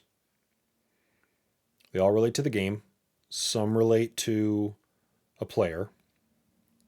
If it relates to a player, it's shared with that player. If it relates to the game only, it's shared with automated process, whatever. I'm sorry, the draw pile is not shared. The discard pile is shared to all players because why not? They need to see it. If we reshuffle, we move all the cards back to the draw pile, and then we start over again. Unshared, shared to player, shared to all players. So that feels pretty clean to me. I like that idea. Let's try it out, right? So we're going to make a new object called pile, right? Piles. Let's see, a pile represents a group of cards.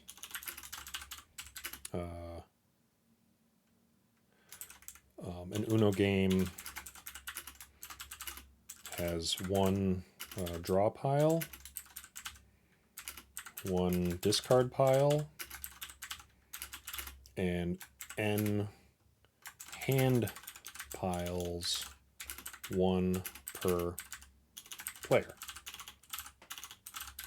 So I think this will make the sharing a whole lot easier because we don't know how many cards are going to be in any of these piles, but we can manage the movement of them, and we should be able to reparent from across these. That might be the adventure that we have to kind of figure out.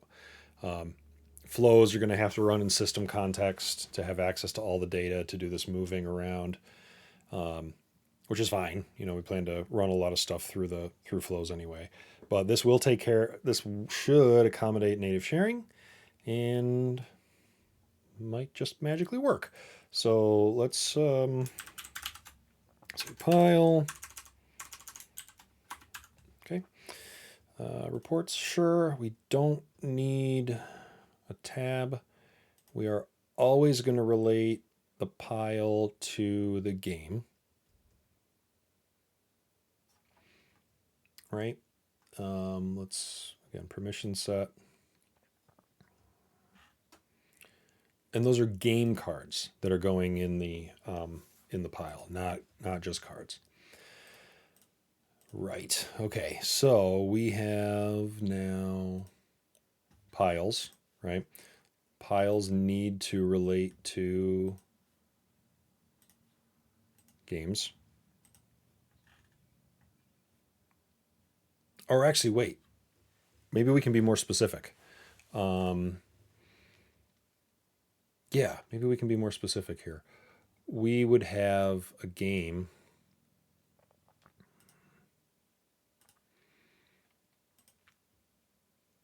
that has a pile. We call this the draw pile.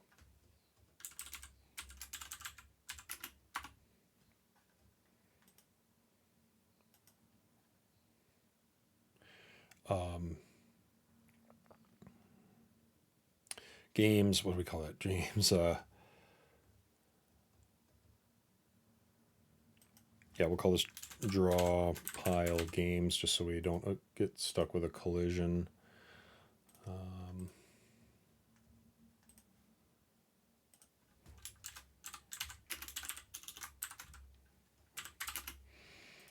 So this is another case where we're inserting an object that can handle sharing without having to, you know, where my brain was initially going is like, oof, we've got to share every card with a lot of contingencies to every player in the game, and we may need to add or remove those shares kind of arbitrarily. I think it's going to be much more elegant if we move, you know, a card is related, a card's parent is this, I'm sorry, a card's master is this, it moves, becomes this, it moves, losing my hand, moves, it comes over here. I think that could work. All right, we got our piles. Our game has a draw pile. Our game has a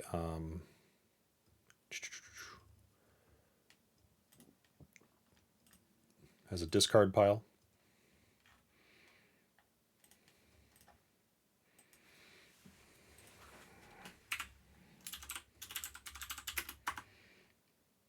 And we'll call this discard pile games.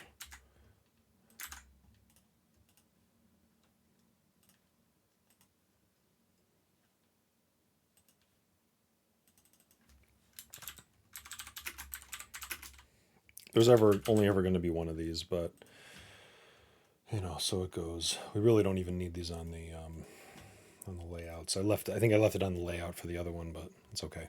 All right, so the game has a draw pile. The game has a discard pile. The player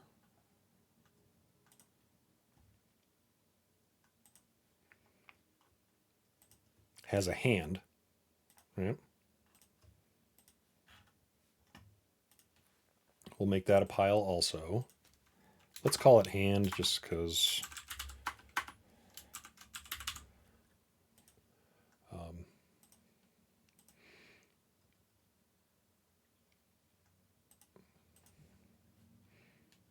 again, this is never gonna. I don't think we're gonna have any collisions here, so I think we can leave that as is. We're not gonna have another look up to a pile on the player. I don't think. Okay, and again, that's not really needed, but so now we have a game. We're lucky here because a game card can only exist in one pile at a time. So if I go back to my game card and I'm going to do a master detail now. So the thing is with the game card, I don't really care. Do I? I'm going to keep the lookup because I think it's helpful when we do setup. But I was actually thinking, do I care about the relationship to the game? It's probably going to be a little easier if we do that. Well, we'll see. Maybe we don't need it. Maybe we don't. The game card is going to be a master of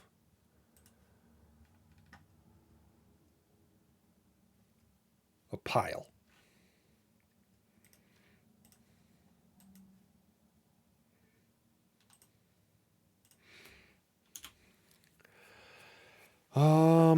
Let's go at least read. We can reparent. We're going to need to reparent. We're going to rely on that quite a bit. And one more. Okay, so we have pile, and a pile can, so a game card doesn't care, right? It wants to belong to a pile. So we can make it belong to the draw pile, the discard pile, or the hand of a player. I'm sorry, the game draw, the game discard, or a player hand. Those are all piles. The sole purpose in life of a pile is to manage sharing. Really, that's kind of the gist of it. Let's go back over here, and we want our piles to be private pile. Full Metal Jacket. Good movie. Tough movie to watch. I digress. That's calculating. Okay. So we have our pile. We have our game. What are we missing?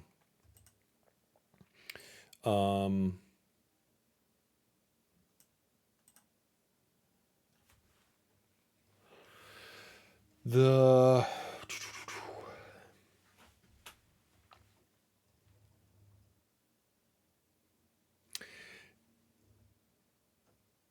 game card has a sequence, right? So that sequence matters when, let's write some of this down. Sequence matters in draw pile, does not matter in hand pile.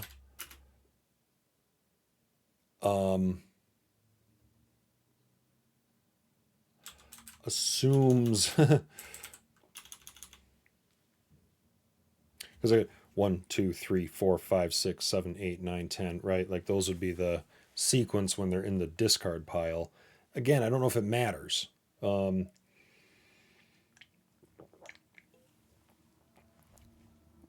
We just want to know the top card, and we would know that the players would have access to the top card because the pile of the discard pile of the game has granted them access to it. So in effect, it's given them access to the top card. I still think we want to track it. I think we need to track it also because we have to do this color thing with the top card. So I'm going to go ahead and say, yes, let's make top card, or is it, top discard card? I guess that's a mouthful, but we'll go with it. So we'll make this a lookup to game, nope, not a goal, a game card. Maybe we just call it top card, right? Just a little easier. This is the top card, game card in the discard pile. In the discard pile of a game.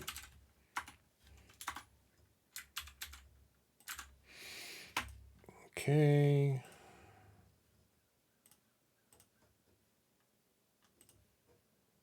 We really don't need this on the game card side. Am I all blurry again? There we go. I keep moving to the, keep wanting to move to the left. I should move my camera over a little bit because the truth is I have I've got a big screen. I just zone in on the top right kind of section of my screen because I got some other stuff going on over here, like monitoring the stream and making sure my my day job email's not blowing up and stuff like that. That's why if I'm looking over here, I'm like, what's going on in the rest of the world? But anyway, I think sometimes I go over here to get in front of this screen and then focus is lost. Anyway, okay, so we have top card. You know what we should do is we should turn our card pick list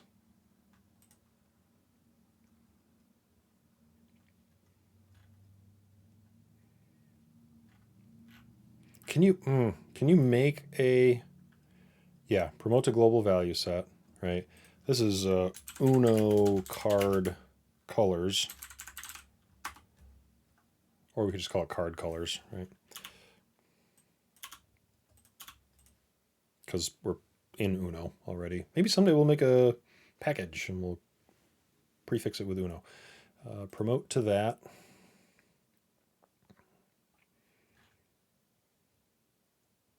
Groovy. And now, where were we? Oh, right. Back on the game. Did I create a field for that already? No.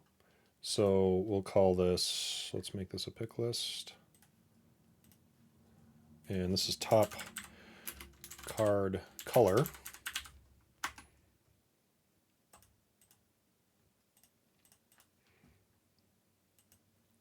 That's really just for the wild, like in fact, I think we leave it blank if there's no value to share. Like if the card is not a wild, then we don't care, right? We don't care what color it is. We already know what color it is by way of the game cards color. It's a little bit of a mouthful, but let's use our relationships if we can. All right, we'll add that to the game. How are we doing? Current player.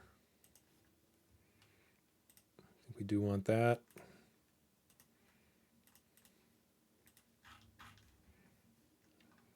Here's our player. Current player. I think we're okay there. I don't even know if those lookup relationship names are. There used to be collisions if you had the same two lookups to the same object type on the same object. I don't know if that's still a thing because I'm old. I don't remember how these things work anymore.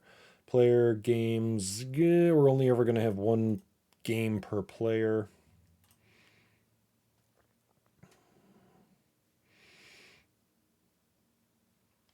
And got that. Okay. And then player.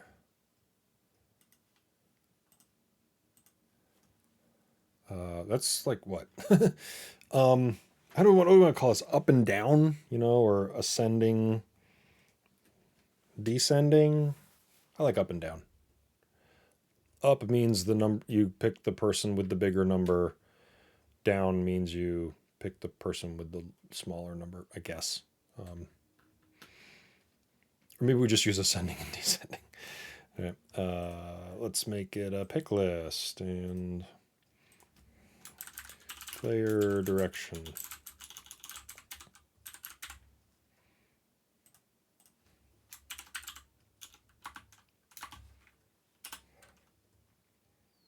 Or maybe is it just reverse, right? I think that's better. Player direction feels really like kind of confusing. Reversed? Question mark? Let's see. When checked, the game is the game's player rotation is reversed.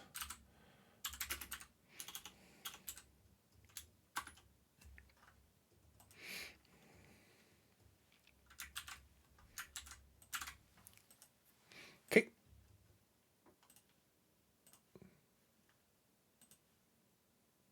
All right. So we changed the name of that, but I think that's okay. Deck count, we'll come back to it later. Game card. Did we put a sequence on that?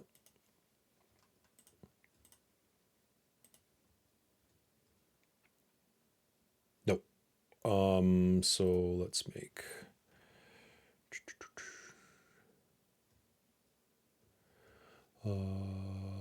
number, right? What did we decide? I think 5 decimal places we're going to go out to for these. And we're going to use math.random, so that should be a little, right, a little easy, a little faster. Okay. That sequence matters in the draw pile. That sequence does not matter. Well, I mean, really, we're gonna set the sequence. We're gonna process the cards against that sequence, dole them out to players. We're actually going to put them in the player's hand, right? So we're going to set that pile, change that pile field at that point. And, you know, the sequence kind of doesn't matter. Nobody can see what's different there. Nobody's going to backdoor into the pile, the draw pile. They can go look at the discard pile. Doesn't matter at that point. Everybody's seen the cards go out at that point. So I think we're okay. I don't think we need is discarded anymore because it's going to be in the discard pile. When a card is discarded, it becomes the top card. So we maintain that. The card object we did, the player object we did. We're not doing the player game card because this is really our pile, right? Junction between player and game cards, right? Not really a junction. Is it? Not exactly. You know, yeah, we're just gonna, we have a pile object. So then the last question here is, do we have a turn object? What would that do? If I wanted to track turns, I need to know the player taking the turn. I need to know what could I know? I could know how many, it lets me know how many turns a game took to win. I could see the score of each player at the end of their turn, right? Final score.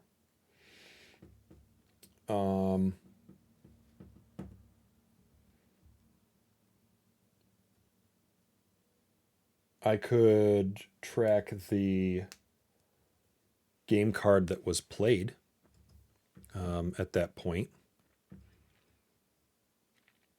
Turns could basically be public read to all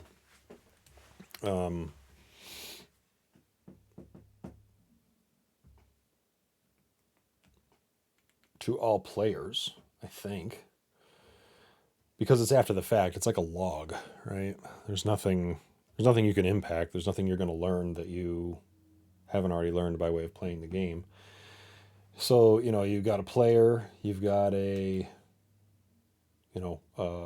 card that they played. If they, we could indicate if they, maybe game card drawn, game card played.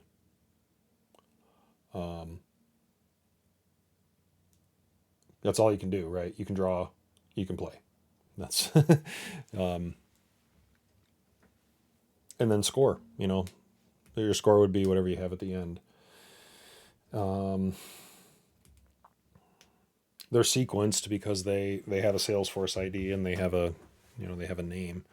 I'm gonna go for it. Let's make a turn object. All right. Turns.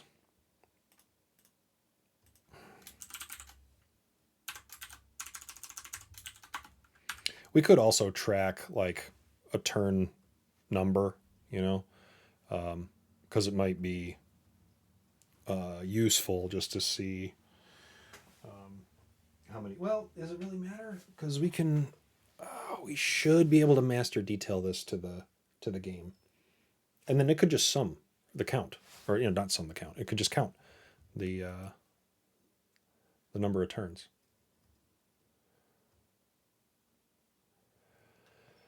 And again, we're not going to expose. I don't think we're going to expose anything. And it's good, just like data, fun,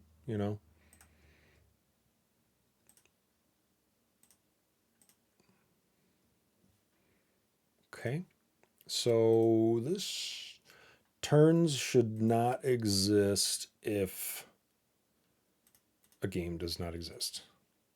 There's nothing in a turn that is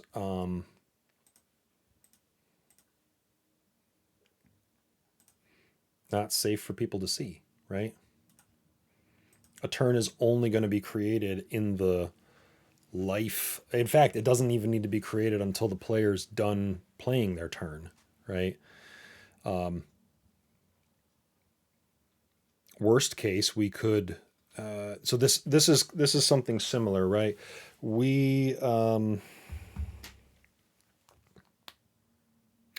if we do this turn thing, current player may not be necessary. I think this was a Monopoly thing back in the day.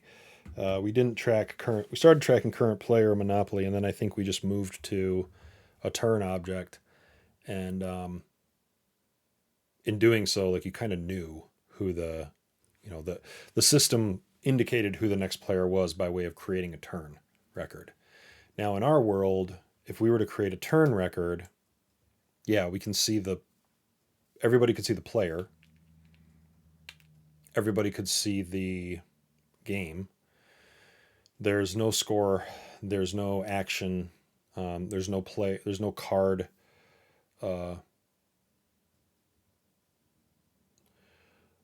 There would be a card. So what we can't do is save the turn with a card drawn. This is the problem, right? If I draw a card,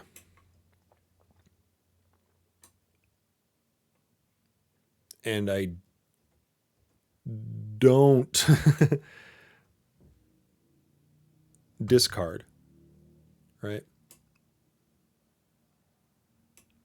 Then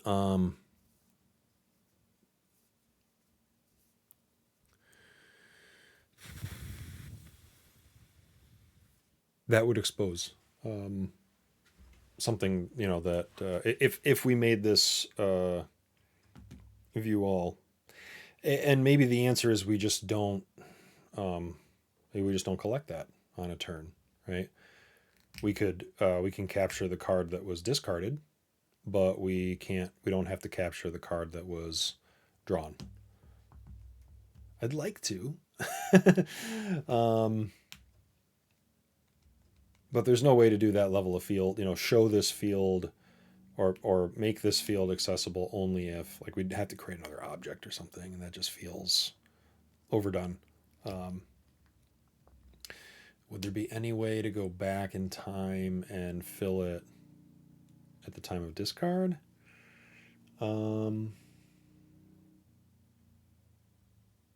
I mean, so we could do this, right? We could store the. Well, wait, no, that. Hold on. It won't matter. No, no, no. I think we're good because if I think if yeah. I'm so excited. If we let's see, the game card in question that was picked up has been shared or added to the pile of the player. So now they have access and nobody else does. And then if we run a turn and we set the discarded, the discarded card, discarded game card, I guess, or I'm sorry, the drawn game card, nobody can see it, even if they look at that field because they don't have permission to see that record. I'm pretty sure. Let's ask ChatGPT. Can a Salesforce user see the name of a record in a lookup field if they do not have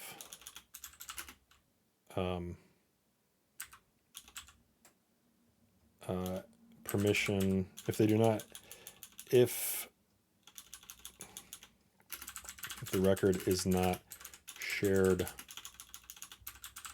with them?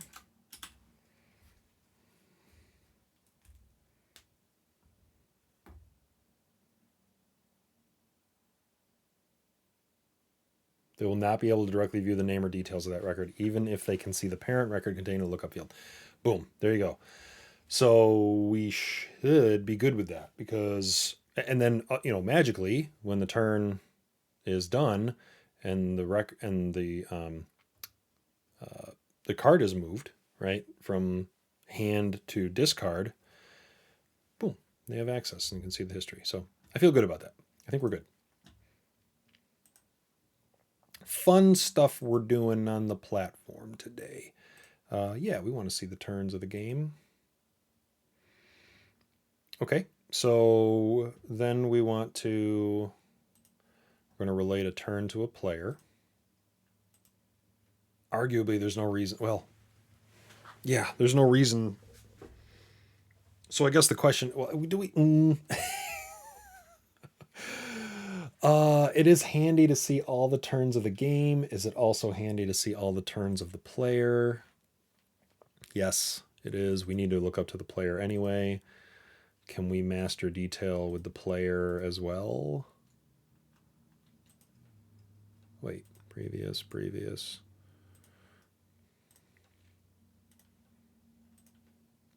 Is it going to let me do this? It's nice to have to look up in both directions because then we can do some... we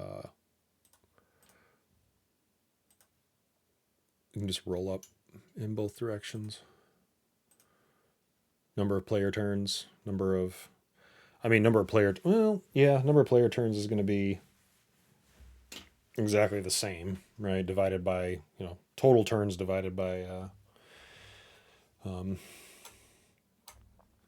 unless, sometimes we'll play where you just keep going, right? So like each person goes out and then, just keeps whittling down from there.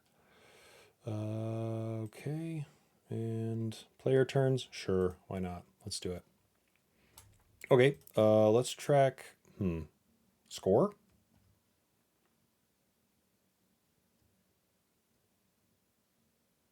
That would be a roll. No, that's the value, right? The number. This is the score. We can get there because the player's pile, they know the score of their hand, right? So we actually need that's probably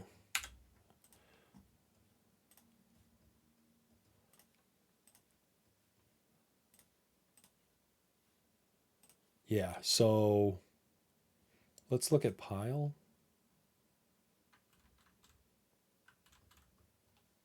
Where's pile? um, here's pile. So pile.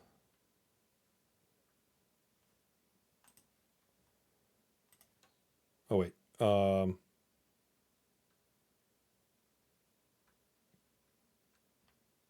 Roll up. This is score, right? This is a score of the pile at any given moment. And game cards. We're gonna have to pull. We have to stamp that, don't we? Just some housekeeping, right? We need to stamp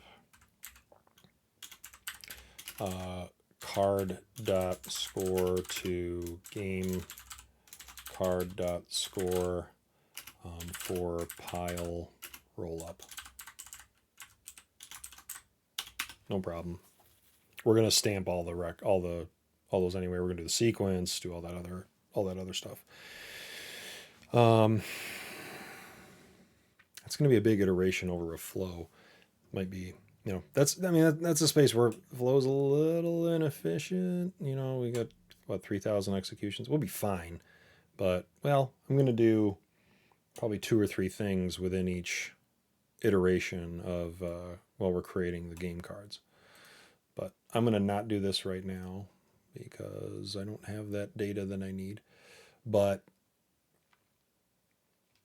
I know the score.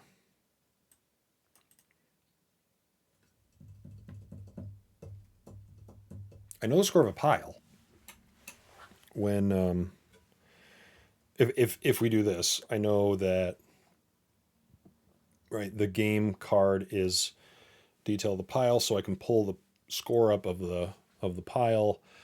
I might have to do math to get the depending on the order of operations, basically is the roll up summary calculation done at a point in time where we could yoink it and drop it into the turn.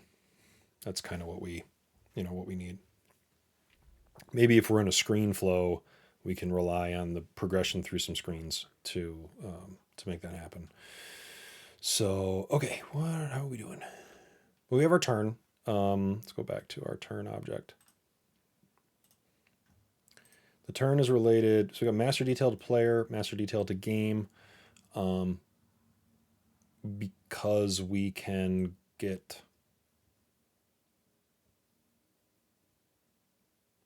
master detail to, yeah, we can count turns on both of these, right?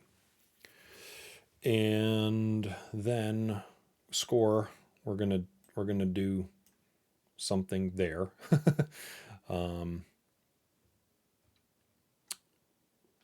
Card drawn.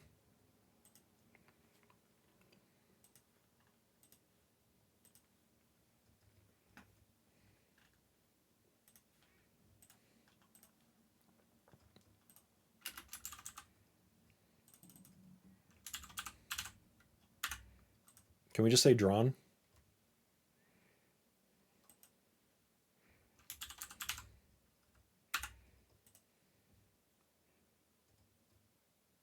I think so.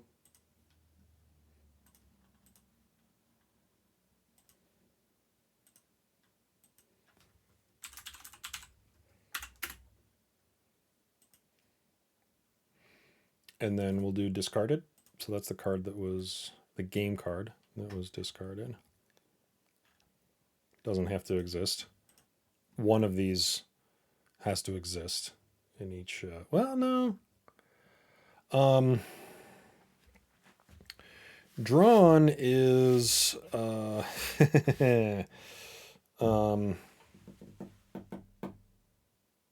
Drawn is fun when you do draw 2 or draw 4.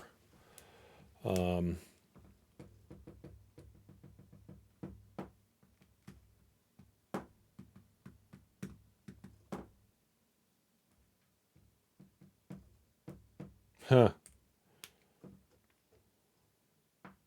We can't really do drawn in a turn because there's too many. It could be multiple cards, right? The question would be, do we want to? Do we want to? Do we care? We could not care about drawn cards. We could we could add multiple turns. That's one option. We could create a relationship between a turn and a game card, right? So we could have a game card or a turn game card object. That feels like a lot. So maybe turn just doesn't make as much sense as we, it would be, like I said, it would be kind of interesting, right, to see that data. It's a useful place for us to, at the end of each turn, have the game create the next turn, right? And then we can have a status, and basically we know whose turn it is, and somebody can go in and look at a list of turns and see like, oh, it's my turn. Haven't done anything yet. And then you can draw, hit a draw button, take your card, and then go to a screen to play, and see what your cards are in your hand. But if I end up drawing multiple cards, we have to track that, right? Or we just don't track it on. I'm trying to talk my way through this. We don't track it on draw 2s and draw 4s. What would that do? We just lose a little visibility, right? The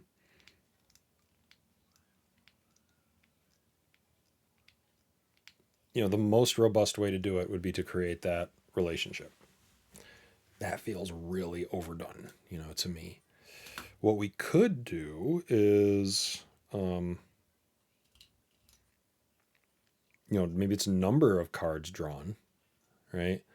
And, the card, the drawn just becomes our last card that we drew.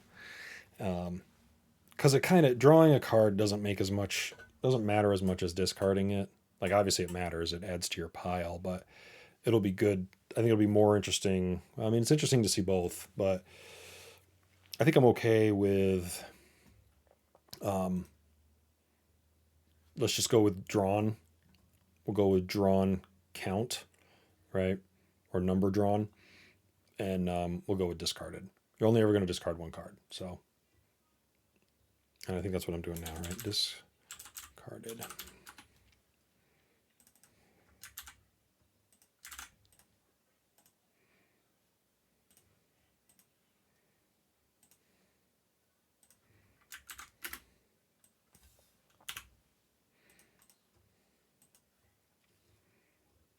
Okay, so what was drawn? Let's add just a number field here.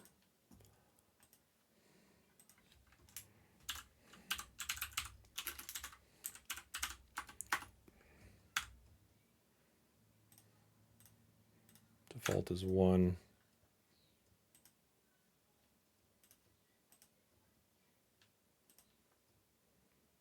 Okay. Not perfect. Does okay. There's probably a status that we need on turns.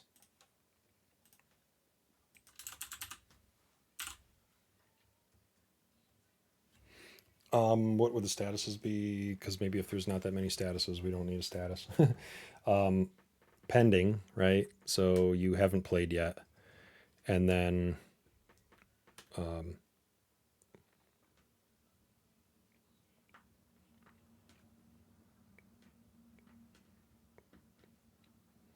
pending, drawn, discarded, or just pending, let's see. Because you can, let's see, you haven't done anything, right? You've drawn, but you're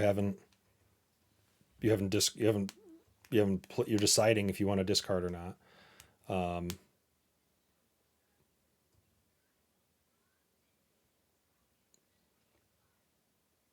And then, I mean, really, the status is either next, drawn, done, right?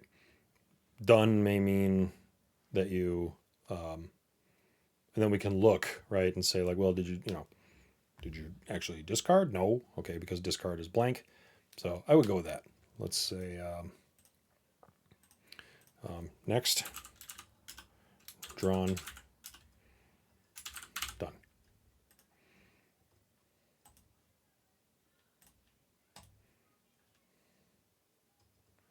And previous, let's make the first value is default. Okay.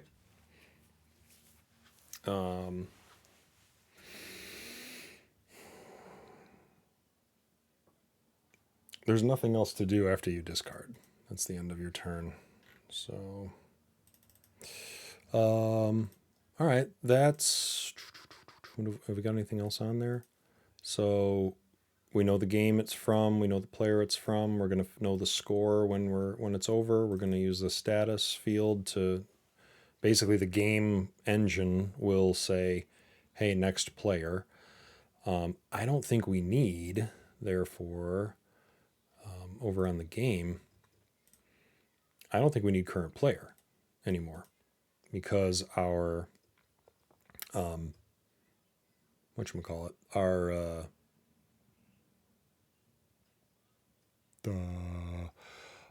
turns will dictate this, right? So it doesn't matter as much up here now. So let's get rid of that. Okay, on our game we have our draw pile, our discard pile. Probably have a status of the game, at some point. Maybe we'll think that through. The top card. Technically, the top card is the the thing with the highest value in the discard pile, or the highest ID, right? No, that's not true.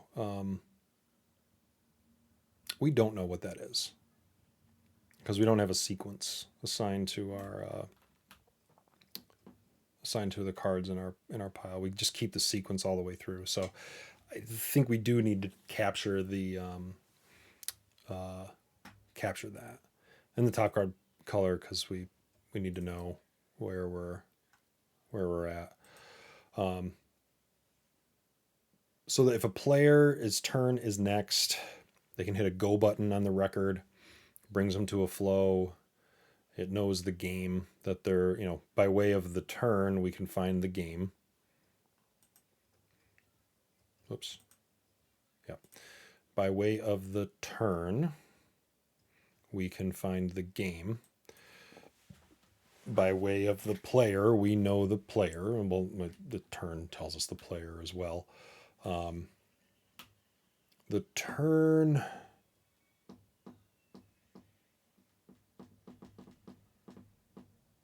You shouldn't be able to play the turn of another player, right? Which might also mean that we.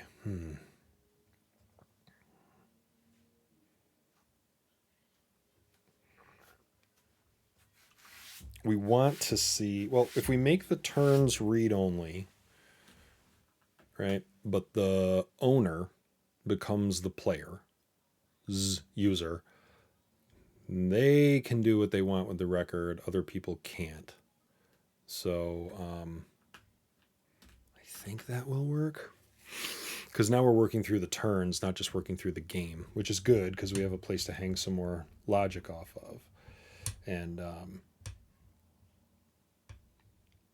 you can be able to say, all right, here are all the records, here are all the cards in your hand, and here's the here's the top card.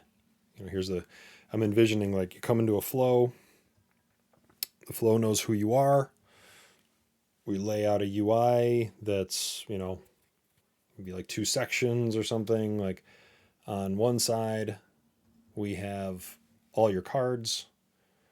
On the other side we have the discard, the top the top card in the discard pile, and then below that we have the draw pile. And maybe we can show how many cards are in each of those. Can we do that as part of the game? Excuse me. The discard pile, well, let's see. A pile knows. Sorry, let's look at game card. Yes, it's a master detail to the pile. So we can show how many cards are left in the pile because, you can see that in a game, roughly. So we just roll that up on the, excuse me, over here. Let's make a card count.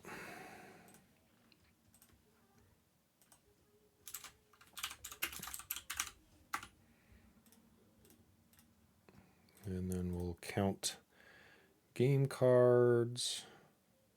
All records, yeah, because we're going to move them in and out of those spots or those piles.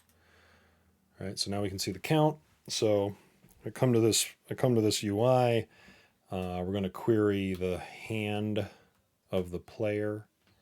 So the pile whose player equals us. Is that right? Oh no, we're gonna query the hand. We're gonna query hand where wait.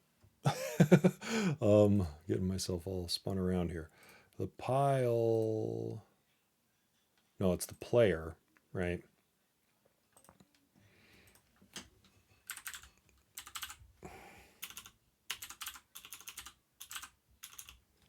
Select hand or select pile where ID equals player.hand. Right? Yes. Okay. And then we might need, because we can't do subqueries, right? So we'll need to get well, no, we know the pile, right? So we can go get game hands where pile equals player.hand, right? Get all those out, show them, pick, discard, something, or just even have a button underneath each one, discard.